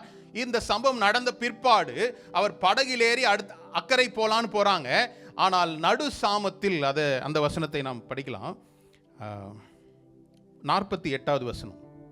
அப்பொழுது காற்று அவர்களுக்கு எதிராயிருந்தபடியினால் அவர்கள் தண்டு வலிக்கிறதில் வருத்தப்படுகிறதை அவர் கண்டு ராத்திரியில் 4ஆம் ஜாமத்தில் கடலில் மேல் நடந்து அவர்களிடத்தில் வந்து அவர்களை கடந்து போகிறார் போல் காணப்பட்டார். ஹல்லேலூயா. அவர் படகுல இல்ல, இவர்களுக்கு ரொம்ப எப்படின்றதுதான், காற்று எதிராக இருந்தபடினால் தண்டுகள் வலிக்கிறதுல வருத்தமா இருந்தார்கள். அவர் ராத்திரி 4ஆம் ஜாமத்தில் அப்படின்னு. 4ஆம் ஜாமனா என்னது? எவ்வளோ டைமு? 3 to 6 AM, 3 முதல் 6 மணி விடிய காலையில். அப்போ இயேசு கடல் மேலே நடக்கிறாரு. அவர் வருகிறதை பார்த்து இவர்கள் ஆவேசம் என்று கருதி என்ன செய்தாங்க? பயந்தார்கள் அப்படின்ற காரியத்தை நம்ம பார்க்குறோம். அப்போது அடுத்த நம்ம வாசித்த அந்த 52வது வசனத்தில் போவோமே. அப்போது 50வது வசனத்தை சொல்கிறாரு, அவர்கள் எல்லாரும் கண்டு கலக்கமடைந்தார்கள். உடனே அவர்களோடு பேசி, திடன் கொள்ளுங்க, நான் தான் அப்படின்னு சொல்லி என்ன செய்கிறாரு? பயப்படாதிருங்கள்னு சொல்கிறாரு. அப்போ காற்றும் கடலும் என்ன செய்தது? அமர்ந்தது. இதனால் அவர்களுக்குள்ளே மிகவும் பிரமித்து ஆச்சரியப்பட்டு நின்றார்கள். இதெல்லாம் ரைட்டு. ஆனால் இங்கே ஏன் சொல்லப்படுகிறது? 52வது வசனம் போவோமே. 52 என்ன சொல்லப்படுகிறது? அவர்களுடைய இருதய கடினமுள்ளதாக இருந்தபடியினால் அப்பங்களை குறித்து அவர்கள் என்ன செய்யல. நமக்கு ஒரு ப்ராப்ளம், நமக்கு சூழ்நிலைகள் நமக்கு விரோதமாக இருக்கும்போது இதிலிருந்து கர்த்தர் நமக்கு உதவி செய்வார் என்ற நம்பிக்கையற்றவர்களாய் அவர்கள் அதே கண்கள் தான் பார்த்தது. அவர்கள் 5000 பேருக்கு 5000 புருஷர்களுக்கு என்ன செய்தாரு? போஷித்தார். எதை கொண்டு? 5 அப்பங்களையும் 2 மீன்களையும் கொண்டு போஷித்தார். அப்போ இவர்களுடைய பாவம், இவருடைய இருதய கடினத்தை குறித்து சொல்லும்போது இவர்கள் பாவம் அல்ல, தேவனுடைய வல்லமையை மட்டுப்படுத்தினார்கள். இதெல்லாம் கர்த்தரால் என்ன செய்யாது. அப்போ ஹார்ட்னஸ் ஆஃப் ஹார்ட் அப்படின்னா தேவனுடைய வல்லமையை பார்த்து ருசித்து அனுபவித்தவர்களும் கூட தன்னுடைய சூழ்நிலைகள் நமக்கு விரோதமா இருக்குதுன்னும் போது அவங்க என்ன செய்யறாங்க? தேவனுடைய வல்லமையை மறுதலிப்பது. இதை தான் நம்ம இஸ்ரவேல் ஜனங்களை பார்த்தோம். அவர்கள் என்ன செய்தாங்க? அவர்கள் எகிப்தை விட்டு புறப்படும் போதே ஒரு மகா அற்புதத்தை செய்தார்கள். இதுவரையும் யாரும் கேள்விப்படாத ஒரு காரியம் நடந்தது. செங்கடலை 2ஆய் பிளந்து அதன் ஊடாய் நடந்து போனார்கள். அது மாத்திரமல்ல, எதிரிகளை அதே செங்கடலில் என்ன செய்தாரு? மூழ்கடித்தார். ஒன்று கடந்து வர செய்தார், எதிரிகளையும் அழித்தார். இந்த அற்புத காட்சிகளை அனுபவித்தவர்களா இருக்கிறாங்க. ஆனால் அவர்கள் வனாந்திரத்தில் போய் அவர்களுக்கு சாப்பாடு கிடைக்கல, தண்ணி கிடைக்கல. உடனே என்ன செய்யறாங்க? அதனாலதான் வேதத்தில் அவர்களை பற்றி குறிப்பிடும்போது அவர்கள் கடின இருதயம் உள்ளவர்கள், வணங்கா கழுத்துள்ளவர்கள் இப்படிலாம் சொல்லப்பட்டிருக்குதா? இன்னைக்கு அநேக விசுவாசிகளுடைய வாழ்க்கையிலும் அப்படிதான். நான் உறுதியா சொல்ல முடியும், தேவனை விசுவாசிக்கின்ற உங்களுடைய வாழ்க்கையில கர்த்தர் அநேக அற்புதங்களை செய்திருப்பார். இல்ல அநேக இல்லைன்னா கூட ஒன்னே ஒன்று செய்திருக்கிறாரா? ஒன்னாவது செய்திருப்பார். ஆனால் அவருடைய வல்லமையை மட்டுப்படுத்துகிற வேளையிலெல்லாம் என்னுடைய இருதய கடினம் வெளிப்படுகிறது. அவர் நேற்றும் இன்றும் என்றும் மாறாத தேவன். கடந்த காலத்தில் செய்த தேவன். நம்ம பாடணும்ல, இதுவரை நடத்தினீர், இனிமேலும் நீ நடத்துவீர். அந்த உறுதித்தன்மை நமக்குள்ள இருக்கும்போது தான் நாம் தேவனுடைய காரியங்களில் முழுமையாய் விசுவாசிக்கவும் என்னுடைய இருதயத்தை காத்து கொள்ளவும் முடியும். ஒரு நான் சந்திக்கின்ற சூழ்நிலை விரோதமாக தான் இருக்குது, கடுமையாக தான் இருக்குது. ஆனால் என்னோடு கூட கர்த்தர் இருக்கிறார் என்ற நம்பிக்கை நமக்கு என்ன செய்யணும்? வேணும். ஆனால் அது மறந்து போகிறதுனால தான் அவர்கள் என்ன செய்தாங்க? தேவனை மறுதலித்தார்கள் அப்படின்னு சொல்லி பார்க்கணும்ல. எபிரேயர் 3:7-8 நான் படிக்கிறேன். அது இன்று அவருடைய சத்தத்தை கேட்பீர்களாகில் வனாந்திரத்தில் கோபம் மூட்டின போதும் சோதனை நாட்களில் நடந்தது போலவும் உங்கள் இருதயத்தை கடினப்படுத்தாதேங்கள். உங்கள் இருதயத்தை கடினப்படுத்தாதே. கடினம்னா என்னது? அவர்கள் தேவன் அப்பத்தை கொண்டு இந்த 5000 புருஷர்களுக்கு போஷித்தார். அங்க ஒண்ணுமே கிடையாது, வனாந்திரம். அவரால் அந்த அற்புதத்தை செய்ய முடிஞ்சதுன்னா இன்று படகில் எங்களுக்கு எதிர்கொள்ளுகிற காற்றை சமாளிப்பதற்கு கர்த்தர் எங்களோடு கூட இருக்கிறார் என்ற நம்பிக்கை அவர்களுக்கு இல்லாததுனால தான் அவர் சொல்ற கடின இருதயம் உள்ளவர்களே. இன்னைக்கு அநேக நேரம் கர்த்தருடைய வார்த்தை முழுமையாய் நாம் ஏற்றுக்கொள்ளாதது நிமித்தமாய் என்னுடைய இருதயம் கடினமாய் மாறுது. இல்ல ஒரே நாள்ல இது கடினமா மாறுறது அல்ல. ஏதாவது ஒரு லேண்ட் ஒரே நாள்ல கடினமா மாறுதா? அது என்ன செய்யுது? Over the period of time அவருடைய வல்லமையை நான் மட்டுப்படுத்த எனக்குள்ள உள்ள விசுவாசம் என்னது? குறைஞ்சு போறதுனால கடினமுள்ள இருதயமாய் மாறுகிறதை நம்ம பார்க்குறோம்ல.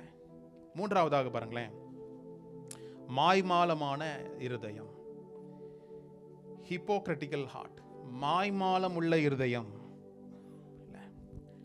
மார்க் 7ஆம் அதிகாரத்தில் 6வது வசனத்தை,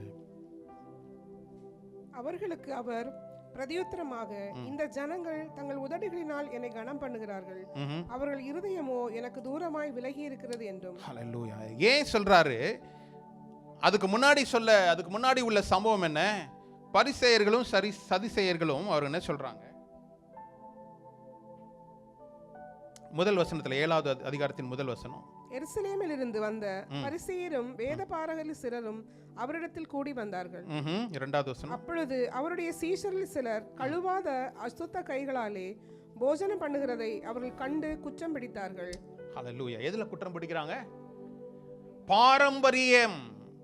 இன்னைக்கு மாய்மாலம் என்கின்ற வார்த்தை பாரம்பரியம். நான் கர்த்தருடைய வார்த்தையை விட்டு பாரம்பரியத்திற்கு நான் முக்கியத்துவம் கொடுப்பேன் என்றால் மாய்மாலம் பண்ணுகிற இந்த சதுசேயர் பரிசேயர்களை போலதான். அவர் சொல்றாங்க, நம்மளுடைய யூத முறைமையின்படி நம்ம என்ன செய்யறோம்? கைகளை கழுவிட்டு தானே சாப்பிடணும், பாத்திரங்களை கழுவணுமே, இவர்கள் கை கழுவாம சாப்பிடுறாங்களே. நம்மகிட்ட கேட்டிருந்தா என்ன சொல்லியிருப்போம்? பரவாயில்ல, சாப்பிட்டுட்டு கழுவிக்கிறோம் அப்படி சொல்லியிருப்போம். இல்ல, மாய்மாலம் பண்ணுகிறவர்களாய். அவர்கள் யாரு மாய்மாலம் பண்றது?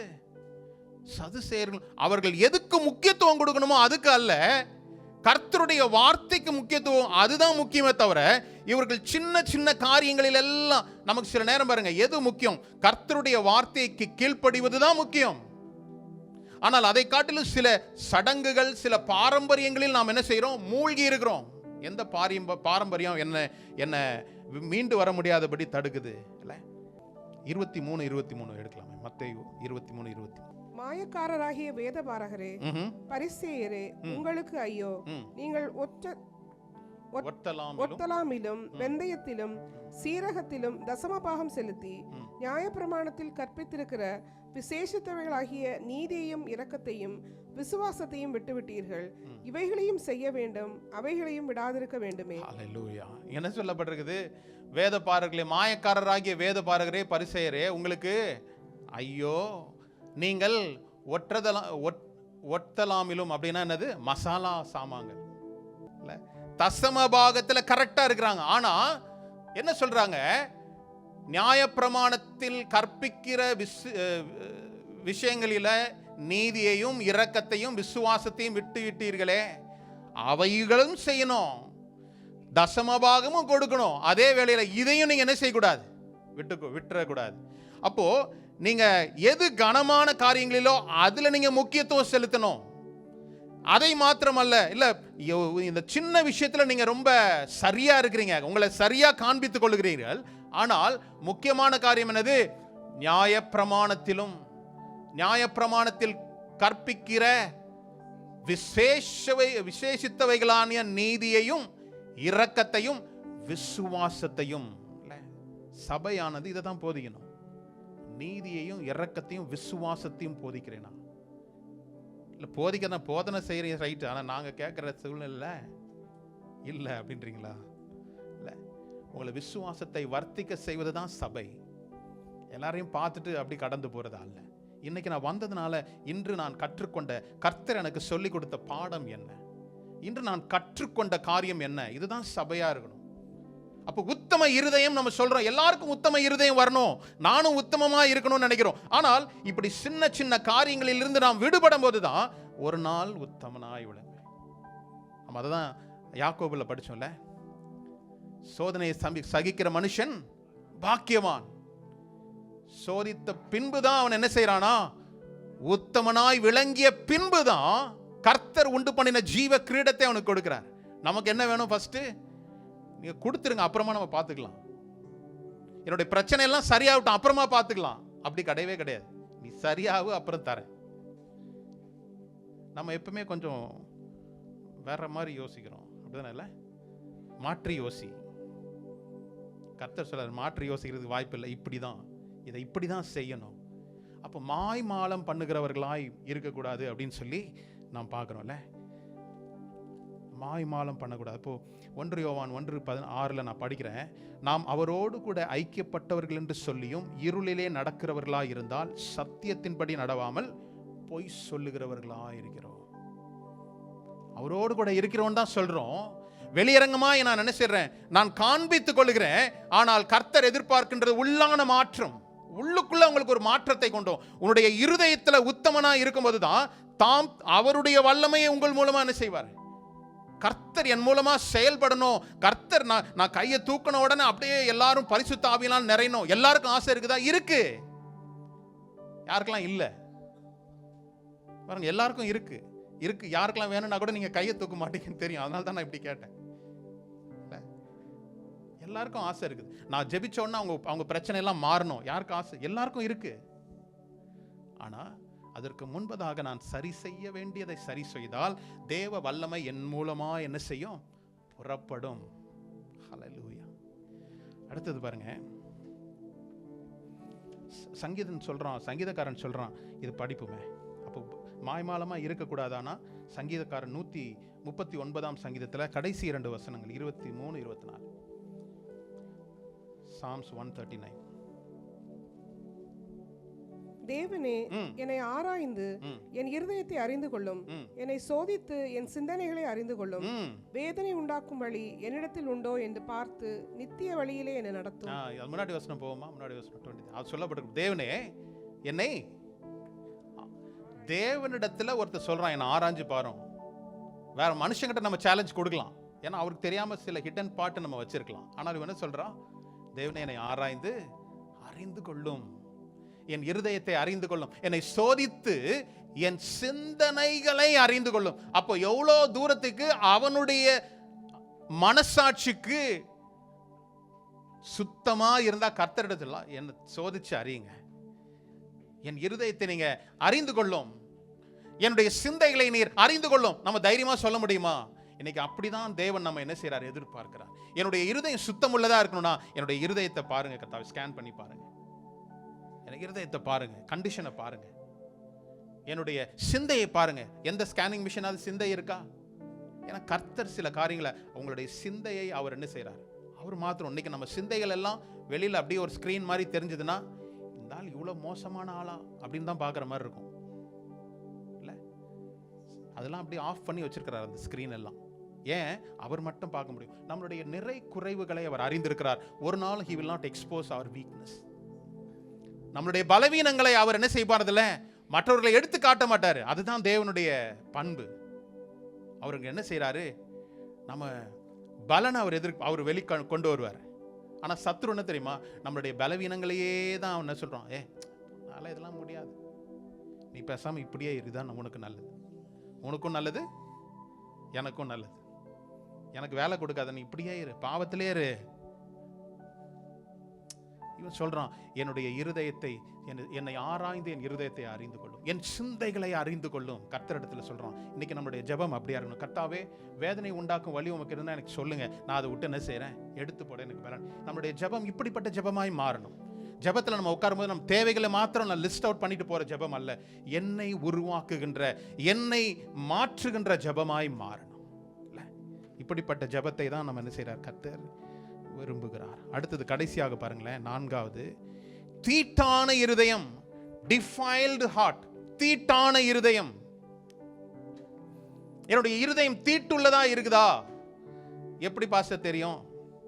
இல்ல, மார்க் 7ஆம் அதிகாரத்துல, மார்க் 7ஆம் அதிகாரம் 15ஆம் வசனத்தை,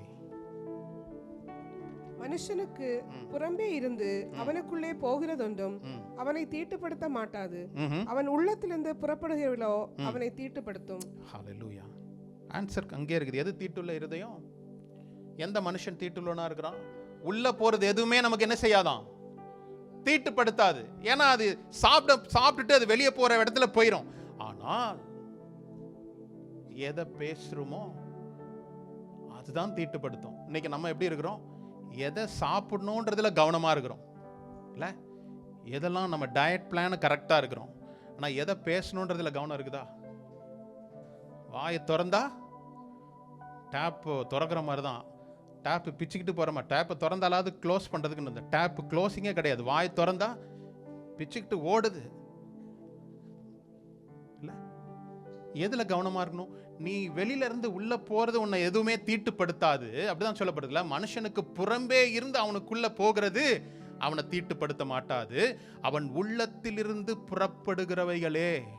இந்த உள்ளோன்றது மனசு, உள்ளோன்றது இருதயம். என்னுடைய இருதயத்தில் எத்தனையோ வருஷத்துக்கு முன்னாடி உள்ள காரியம் சான்ஸ் கிடைக்கும் போது என்னது அவுத்து விட்டுறது. அப்புறமா ஏண்டா பேசணும்னு கவலைப்படுறது. பேசின வார்த்தை அள்ள முடியுமா? அதை பிடிச்சிக்கிறதுக்கு அங்கங்க நபர் இருப்பாங்க. அன்னைக்கு நீ பேசிட்டிய. அப்போ உள்ள போறது தீட்டுப்படுத்தாது. தீட்டுள்ள இருதயம் என்ன செய்யும்? வாயிலிருந்து இங்கிருந்து என்ன செய்யுது? புறப்படுகிறது. உள்ள சாப்பிடுறது, உள்ள போறது, வெளியில புறம்பா இருந்து இருக்கிறது உன்னை தீட்டுப்படுத்தாது. உள்ளத்திலிருந்து புறப்படுகிறதா. சிலர் பேசுறது, இவ்வளவு நாள் இதை தான் நாடா வச்சிருந்தீங்க அப்படி யோசிப்போம்ல. நல்லா தானடா இருந்தீங்க இல்ல? இருக்கா இல்லையா? ஆமாவா இல்லையா? அப்போ அவர்கள சொல்றது இல்லை, நம்மள யோசித்து பார்ப்போமே. இல்லை, பிறரை காயப்படுத்தல, நம்மளே யோசித்து பார்ப்போமே. நான் பேசுகிற வார்த்தை எப்படிப்பட்ட வார்த்தையா இருக்கு? இயேசுவானவர் அவரை குறித்து சொன்னார், நான் சொல்லிய இந்த வார்த்தைகள் ஆவியாயும் ஜீவனுமாயும் இருக்கிறது. அவர் சொல்றார், நான் பேசுற வார்த்தை it's a spirit and life. நாம மற்றொரு இடத்துல பேசும்போது நான் ஜீவனை பேசுகிறேனா, ஒருத்தங்க பிரச்சனையில் இருக்கும்போது அவர்களோடு கூட நான் உடன் கை கோர்த்து அவர்களுக்காக ஜெபித்து அவர்களோடு கூட தோள் கொடுக்கிறேனா, என்னுடைய வார்த்தை அப்படியா இருக்குதா? இல்லைனா நீங்க அன்னைக்கு அப்படி பண்ணீங்களா அதனால தான் இன்னும் கொஞ்சம் குத்தி கொதறி அப்படி போயிட்டு வருமா? என்னுடைய வார்த்தை தீட்டுள்ள இருதயம் உள்ளவர்களா இருக்குதா, இல்லை அவர்களுக்கு ஆறுதலான வார்த்தையா இருக்குதா? இல்லை. அப்போ இருதயத்தில் என்ன இருக்குதோ அதுதான் சொல்லப்பட்டிருக்குல்ல. இருதயத்தின் நிறைவு தான் என்ன செய்யும்? வாய் பேசும். 20ஆம் வசனத்தை படி. 20-21ஆம் வசனம். மனுஷனுக்குள்ளே இருந்து புறப்படுகிறதே மனுஷனை தீட்டுப்படுத்தும். எப்படி எனில் மனுஷருடைய இருதயத்துக்குள்ளிருந்து பொல்லாத சிந்தனைகளும் விபசாரங்களும் வேசித்தனங்களும் கொலைபாதகங்களும் களவுகளும் பொருளாசைகளும் துஷ்டத்தனங்களும் கபடும் காம விகாரமும் வன்கண்ணும் தூஷணமும் பெருமையும் மதிகேடும் புறப்பட்டு வரும்.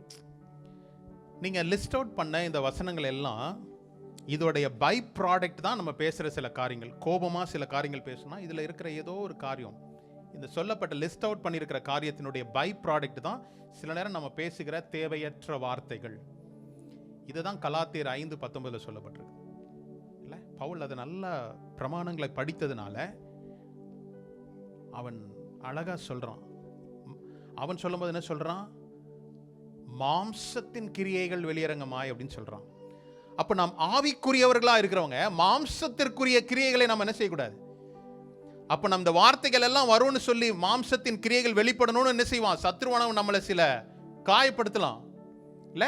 காயப்படுத்தும் போது நாம் இப்படிப்பட்ட வார்த்தைகளை பேசுறோமா, இல்ல வாயை மூடிக்கொண்டு இருக்கிறோமா? இயேசுவானவர் அவரை குறித்து குற்றம் சாட்டும் போது அவர் அடிக்கப்படுகிற ஆட்டை போல வாய் பேசாது இருந்தாராம். சில நேரம் பேசாம இருக்கிறது தான் பெட்டர் இல்ல. ஆனா இன்னைக்கு இருக்கிற உலகத்துல அவர் ஒன்று போட்டோட நீ என்ன போடணும்? ஒரு கவுண்டர் போட்டு இல்ல, ஏதாவது ஒன்று சொன்னா திருப்பி பேசக்கூடிய ஒரு காலகட்டத்தில் நம்ம திருப்பி பேசுறோம்னா நம்ம தோற்று போனவர்களா? தோத்து போ, மாம்ச கிரியைகளுக்கு தோத்து போங்க இல்ல, தவறு இல்லை. ஆனால் கர்த்தர் நம் இருதயத்தை, உத்தம இருதயத்தை என்ன செய்றாரு? தர விரும்புகிறார். அதுதான் அந்த ப்ராசஸ் எல்லாம் நடக்குது. அப்போ நாம் வெளி புறம்பே இருந்து உள்ளே போவதில்லை அல்ல, உள்ளே இருந்து வெளியில வருவது தான் நம்ம என்ன செய்கிறதா? தீட்டுப்படுத்துகிறது. தீட்டான வார்த்தைகள். எந்த வார்த்தைகள் நான் பேசுறேன் இல்ல, சாதாரணமா நல்லா தான் பேசுறோம், கோபம் வரும்போது எனக்கு ஆளே மாறிடுறோம் அப்படிதானே. அப்ப என்ன அர்த்தம்? டுவல் ஃபேஸ் இருக்கு. டுவல் சிம் வச்சுக்கலாம், நல்லதுதான். ஆனா டுவல் ஃபேஸ் இருக்கக்கூடாது. இங்க ஒரு மாதிரி மூஞ்சி, அங்க போனோம்னா வேற மாதிரி மூஞ்சி. இப்படி இருந்தா ஆபத்தான காரியம். இப்படி இருக்கிறவங்க உத்தம இருதயம் தாங்கன்னு ஃபாஸ்டிங் போட்டு பேசினாலும் ஜெபித்தாலும் ஆமா வெயிட் லாஸ் வேணா ஆகும் இல்ல, ஆனா ஒன்றும் நடக்காது. ஏன்னா கர்த்தர் எல்லாவற்றையும் அறிந்திருக்கிறார். நாம் தேவனிடத்துல போகும்போது நாம் கேட்கக்கூடிய காரியம் என்ன தெரியுமா? கர்த்தாவே, என்னுடைய இருதயத்தை அறிந்து வா, என்னுடைய சிந்தைகளை அறிந்து கொள்ளும் சுவாமி. உமக்கு வேதனை உண்டாக்கும் வழி ஏதாவது இருந்ததுன்னா எனக்கு என்ன செய்யுங்க, தெரியப்படுத்துங்க. இப்படி நாம் ஜெபமாய் மாறிச்சுன்னா கர்த்தர் உங்களுக்கு என்ன செய்வாரு? வெளிப்படுத்துவார். மகனே, இதெல்லாம் நீ இதில் கரெக்ட் பண்ணிக்கோ, இதெல்லாம் சரி பண்ணிக்கோ. நாம் சரி பண்ணிக்கொள்ள, சரி செய்து கொள்ள என்னுடைய இருதயம் உத்தம இருதயமாய் மாறும். அது மாத்திரமல்ல, அவர் சொன்ன அந்த வார்த்தையின்படி உத்தம இருதயம் உள்ளவனுக்கு கர்த்தர் தம்முடைய வல்லமைகளை வெளிப்படுத்துவார். ஹல்லேலூயா. ஆனா நம்ம கர்த்தர் வல்லமையா என்ன பயன்படுத்தணும் பாஸ்டர், வல்லமையான ஊழியம் செய்யணும் பாஸ்டர், எல்லாம் நடக்குது. ஆனா முன்னாடி உத்தமம் இல்லாம நம்ம என்ன செய்ய முடியாது? பயன்படுத்தணும்னு நினைக்கும், நம்ம நினைக்கலாம் பயன்படுத்த முடியலையே, பயன்பட முடியலையே. எங்க முடியல? சரி செய்ய வேண்டியது சரி செய். மாய்மாலமான இருதயத்தை என்ன செய்ய? மாற்றிக்கொள். தீட்டான இருதயத்தை மாற்றிக்கொள். இல்ல, நேரம் ஆயிடுச்சு, நான் சீக்கிரமா சொல்றேன். லூக்கா 6ஆம் அதிகாரத்துல 43 படிக்கலாம். சட்டு லூக்கா 6:43. நல்ல மரமானது கெட்ட கனி கொடாது, கெட்ட மரமானது நல்ல கனி கொடாது. 45வது வசனம். நல்ல மனுஷன் தன் இருதயமாகிய நல்ல பொக்கிஷத்திலிருந்து நல்லதை எடுத்து காட்டுகிறான், பொல்லாத மனுஷன் தன் இருதயமாகிய பொல்லாத பொக்கிஷத்திலிருந்து பொல்லாததை எடுத்து காட்டுகிறான். இருதயத்தின் நிறைவினால் அவனவன் வாய் பேசும். அப்போ நல்ல மனுஷன் தன் இருதயமாகிய நல்ல பொக்கிஷத்தில் இருந்து, பொக்கிஷம் என்னுடைய இருதயம் தான், மூடி மறைச்சிருக்கிறேன், யாருக்கும் தெரியாது, பொக்கிஷமா வச்சிருக்கிறேன், சீக்ரெட்டா வச்சிருக்கிறேன். இல்ல, யார்ட்டையாவது சீக்ரெட்டா சொல்லணும்னா என்ன சொல்றோம்? பொறுமையா பேசுறோம். அவங்க அதை அப்படியே வாங்கி இருதயத்துக்குள்ள வச்சுக்கிட்டாங்கன்னா சீக்ரெட்டு. அவங்க மறுபடியும் எடுத்து வாய் வழியா விட்டுட்டாங்கன்னா அந்த ரகசியம் இல்லை. அது பேர் ரகசியம் இல்லை, சீக்ரெட் இல்லை. அப்போ இந்த பொக்கிஷம், நல்ல மனுஷன் தன் இருதயத்தில் உள்ள நல்ல பொக்கிஷத்தில் இருந்து நல்லதை எடுத்து காட்டுறான். என்ன இருக்கோ அதுதான் நான் காட்ட முடியும்ல, நான் இல்லாத ஒன்றை எடுத்து காட்ட முடியாது. தமிழ் அழகா அதுக்கு ஒரு பழமொழி இருக்கு, சட்டியில இருந்தாதான் உள்ள இருந்தாதான் வெளியில வரும். உள்ள நல்லது இருந்ததுன்னா நல்லது வரும். நல்ல பொக்கிஷத்தில் இருந்து நல்லதை எடுத்து காட்டுகிறான். பொல்லாத மனுஷனோ தன் இருதயமாகிய, அப்போ தீட்டான இருதயம் என்பது என்னுடைய இருதயம் நல்ல பொக்கிஷத்தினால் நிறைந்ததா இருக்குதா, தீய பொக்கிஷத்தினால இருக்குதா, பொல்லாத பொக்கிஷத்துல இல்ல. எந்த காரியத்தை நான் பேசுறேன், என்னுடைய வாயிலிருந்து, என் வாயிலிருந்து வர வார்த்தை தான் என்னுடைய இருதயம் தீட்டான இருதயமா இல்ல டிஃபைல்டு ஹார்ட்டான்றது தெரியும். நல்லா புரிஞ்சுக்கோங்க. நான் உத்தம இருதயம் எனக்கு வேணும்னு சொல்லி நாம் ஜெபிக்கிறோம். அப்ப இதெல்லாம் வச்சுட்டு எனக்கு உத்தமத்தையும் வேணும்னா முடியாது. இது எல்லாத்தையும் நான் என்ன செய்யணும்? இது எல்லாத்தையும் நான் கொஞ்சம் கொஞ்சமா நான் கற்றுக்கொண்ட காரியங்களை செயல்படுத்த தான் என்னை உத்தமனாய் கர்த்தர் என்ன செய்வார்? நிலைநிறுத்துவார். ஹல்லேலூயா. இருதயத்தின் நிறைவினால் வாய் பேசும். நம்ம ஏற்கனவே இந்த வார்த்தையை நம்ம படிச்சிருக்கோம், மறுபடியும் சொல்றேன். எபேசியர் 4ஆம் அதிகாரத்துல 29வது வசனம். கெட்ட வார்த்தை ஒன்றும் உங்கள் வாயிலிருந்து புறப்பட வேண்டாம், பக்தி விருத்திக்கு ஏதுவான நல்ல வார்த்தை உண்டானால் அதையே கேட்கிறவர்களுக்கு பிரயோஜனம் உண்டாகும்படி பேசுங்கள். இப்ப நம்ம பேசுற வார்த்தை ரொம்ப முக்கியம் இல்ல. சில கடுமையான நேரங்களில் நம்ம வாயை துறக்காம இருக்குது நல்லது இல்ல. நாம் இருதயத்துல நான் சொல்றேன் கேளுங்களேன். கிறிஸ்தவ வாழ்க்கையில நான் முயற்சி பண்றேன், கண்ட்ரோல் பண்றேன்றதெல்லாம் எலிமெண்டரி லெவல் தான். கண்ட்ரோல் பண்ணாலும் என்னைக்காவது ஒரு நாள் நான் கண்ட்ரோல் பண்ண முடியாம ஆயிரும். அதுக்காக நான் பொக்கிஷத்துல உள்ளதை நல்லதா மாத்திட்டேன்னா கண்ட்ரோல் பண்ணணும்னு அவசியம் இல்லை. என்னுடைய இருதயமாகிய நல்ல பொக்கிஷத்துல நல்லதை நான் வச்சிருந்தேன்னா மற்றவர்களுக்கு நான் நல்லதை எடுத்து காட்ட முடியும். அப்ப இங்க வாசித்த காரியம், கெட்ட வார்த்தை ஒன்று உங்களுடைய வாயிலிருந்து புறப்பட வேணாம், பக்தி விருத்திக்கு ஏதுவான நல்ல வார்த்தை. அப்ப எது கெட்ட வார்த்தை, எது நல்ல வார்த்தை? புரியுதா உங்களுக்கு? அவிசுவாசமான காரியங்களை, மற்றவங்களை கெடுக்கின்ற காரியங்களை, உடைச்சு போட வேண்டிய காரியங்களை, இதெல்லாம் பேசணும்னா கெட்ட வார்த்தையை பேசாத, நல்ல வார்த்தை. அந்த வார்த்தை எப்படியா இருக்குமா? மற்றவர்களுக்கு பக்தி விருத்தி உண்டு பண்ணுகிற வார்த்தையா நம்ம பேச பழகணும். அப்படி இருந்ததுன்னா என்னுடைய இருதயம் உத்தம இருதயமாய் மாறுவதற்கு அந்த டிரான்சிஷன் பீரியடுக்கு நான் என்ன செய்யறேன்? ப்ராசஸுக்கு என்ன ஒப்பு கொடுக்குறேன். ஒப்பு கொடுப்போமா? ஒப்பு கொடுக்கணும்னு தீர்மானிச்சவங்க எழுந்திருந்து நாம் ஜெபிக்கலாம். கர்த்தாவே, இந்த காலை வேளையில 4 விதமான இருதயங்களை குறித்து நாங்கள் பார்த்தோம்.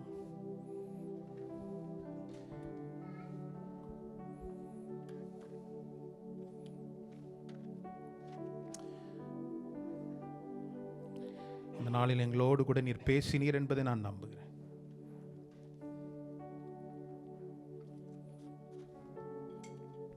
ஒருவேளை தனித்து விடப்பட்ட ஒரு சூழ்நிலையில் நாங்கள் இருக்கலாம். கர்த்தாவே, என்னுடைய வாழ்க்கை மற்றவர்களுக்கு தெரிந்தா வேதனையா இருக்கும், எங்களை கண்டு நகைப்பார்கள், எம்பாரஸ்மெண்ட்டான ஒரு சிச்சுவேஷன்ல நான் நிற்கிறேன்னு சொல்லி நீங்க யோசிக்கலாம்.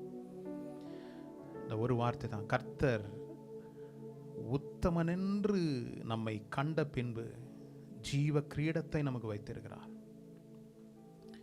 உத்தம இருதயம் உள்ளவர்களுக்கு கர்த்தர் தம்முடைய வல்லமையை வெளிப்படுத்துகிற தேவனாய் இருக்கிறார். இந்த காலை வேளையில அப்பா, நாங்கள் வாசித்த, கேட்ட, தியானித்த இந்த வார்த்தைகள் எங்களுடைய இருதயத்தில் எழுதி கொள்ள ஒரு விசை உங்களுடைய வாய்களை திறந்து கண்களை மூடி தேவனுக்கு நேராய், கர்த்தாவே, சங்கீதக்காரன் சொன்னது போல, தேவனே என்னுடைய இருதயத்தை ஆராய்ந்து அறிந்து கொள்ளும், என்னுடைய சிந்தைகளை அறிந்து கொள்ளும், உமக்கு வேதனை உண்டாக்கும் வழி ஏதாவது என்னிடத்தில் உண்டு என்றால் அதை எடுத்து போட கிருபைகளை கொடுங்கன்னு சொல்லி நாங்க காலை வேளையில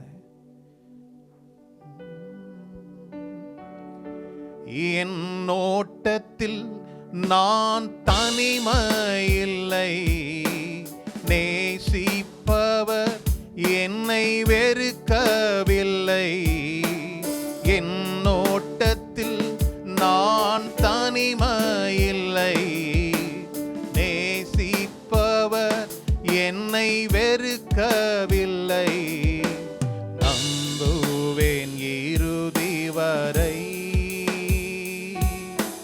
நம்புவேன் இறுதி வரை, நம்புவேன் இறுதி வரை, நம்புவேன் இறுதி வரை. யாக்கோபின் தேவன் என் தேவன், எனக்கென்றும் துணையவரே, எந்நாளும் நடத்துவாரே. யாக்கோபின் தேவன் என் தேவன், எனக்கென்றும் துணையவரே, எந்நாளும் நடத்துவாரே. கர்த்தாவே, அந்த காலை வேளையில நாங்கள் கேட்டோம் ராஜா, உத்தம இருதயத்திற்கு நேராய் வாஞ்சிக்கின்ற உம்முடைய பிள்ளைகளை கர்த்தாவே, நீர் அவர்களை உருவாக்கும்படியாய், அந்த கடந்து போகிற சூழ்நிலைகளில கர்த்தர் நீர் அவர்களுக்கு துணை செய்யும்படியாய், துணையாளராய் அப்பா எங்கள் மத்தியில் நீர் இருப்பதற்காய் ஸ்தோத்திரம் கர்த்தாவே. இந்த நாளிலும் கூட கேட்ட வார்த்தைகள் எங்களுடைய இருதயத்தில் ஏந்தி கொண்டவர்களாய், நாங்கள் படித்த பாடலின்படி கர்த்தாவே, கர்த்தருடைய வார்த்தை ஒன்றும் தரையில் விழாதபடி எங்களுடைய இருதயத்தில் ஏந்தி கொண்டவர்களாய் உம்மை நோக்கி பார்க்கிறோம் சுவாமி. கர்த்தாவே, நீர் உம்முடைய பிள்ளைகளை பராமரித்து பாதுகாத்து நடத்தும். தாழ்த்தி உம்முடைய கரங்களில் ஒப்புக் கொடுக்கிறோம். இயேசு கிறிஸ்துவின் நாமத்தில் தாமே, ஆமென்.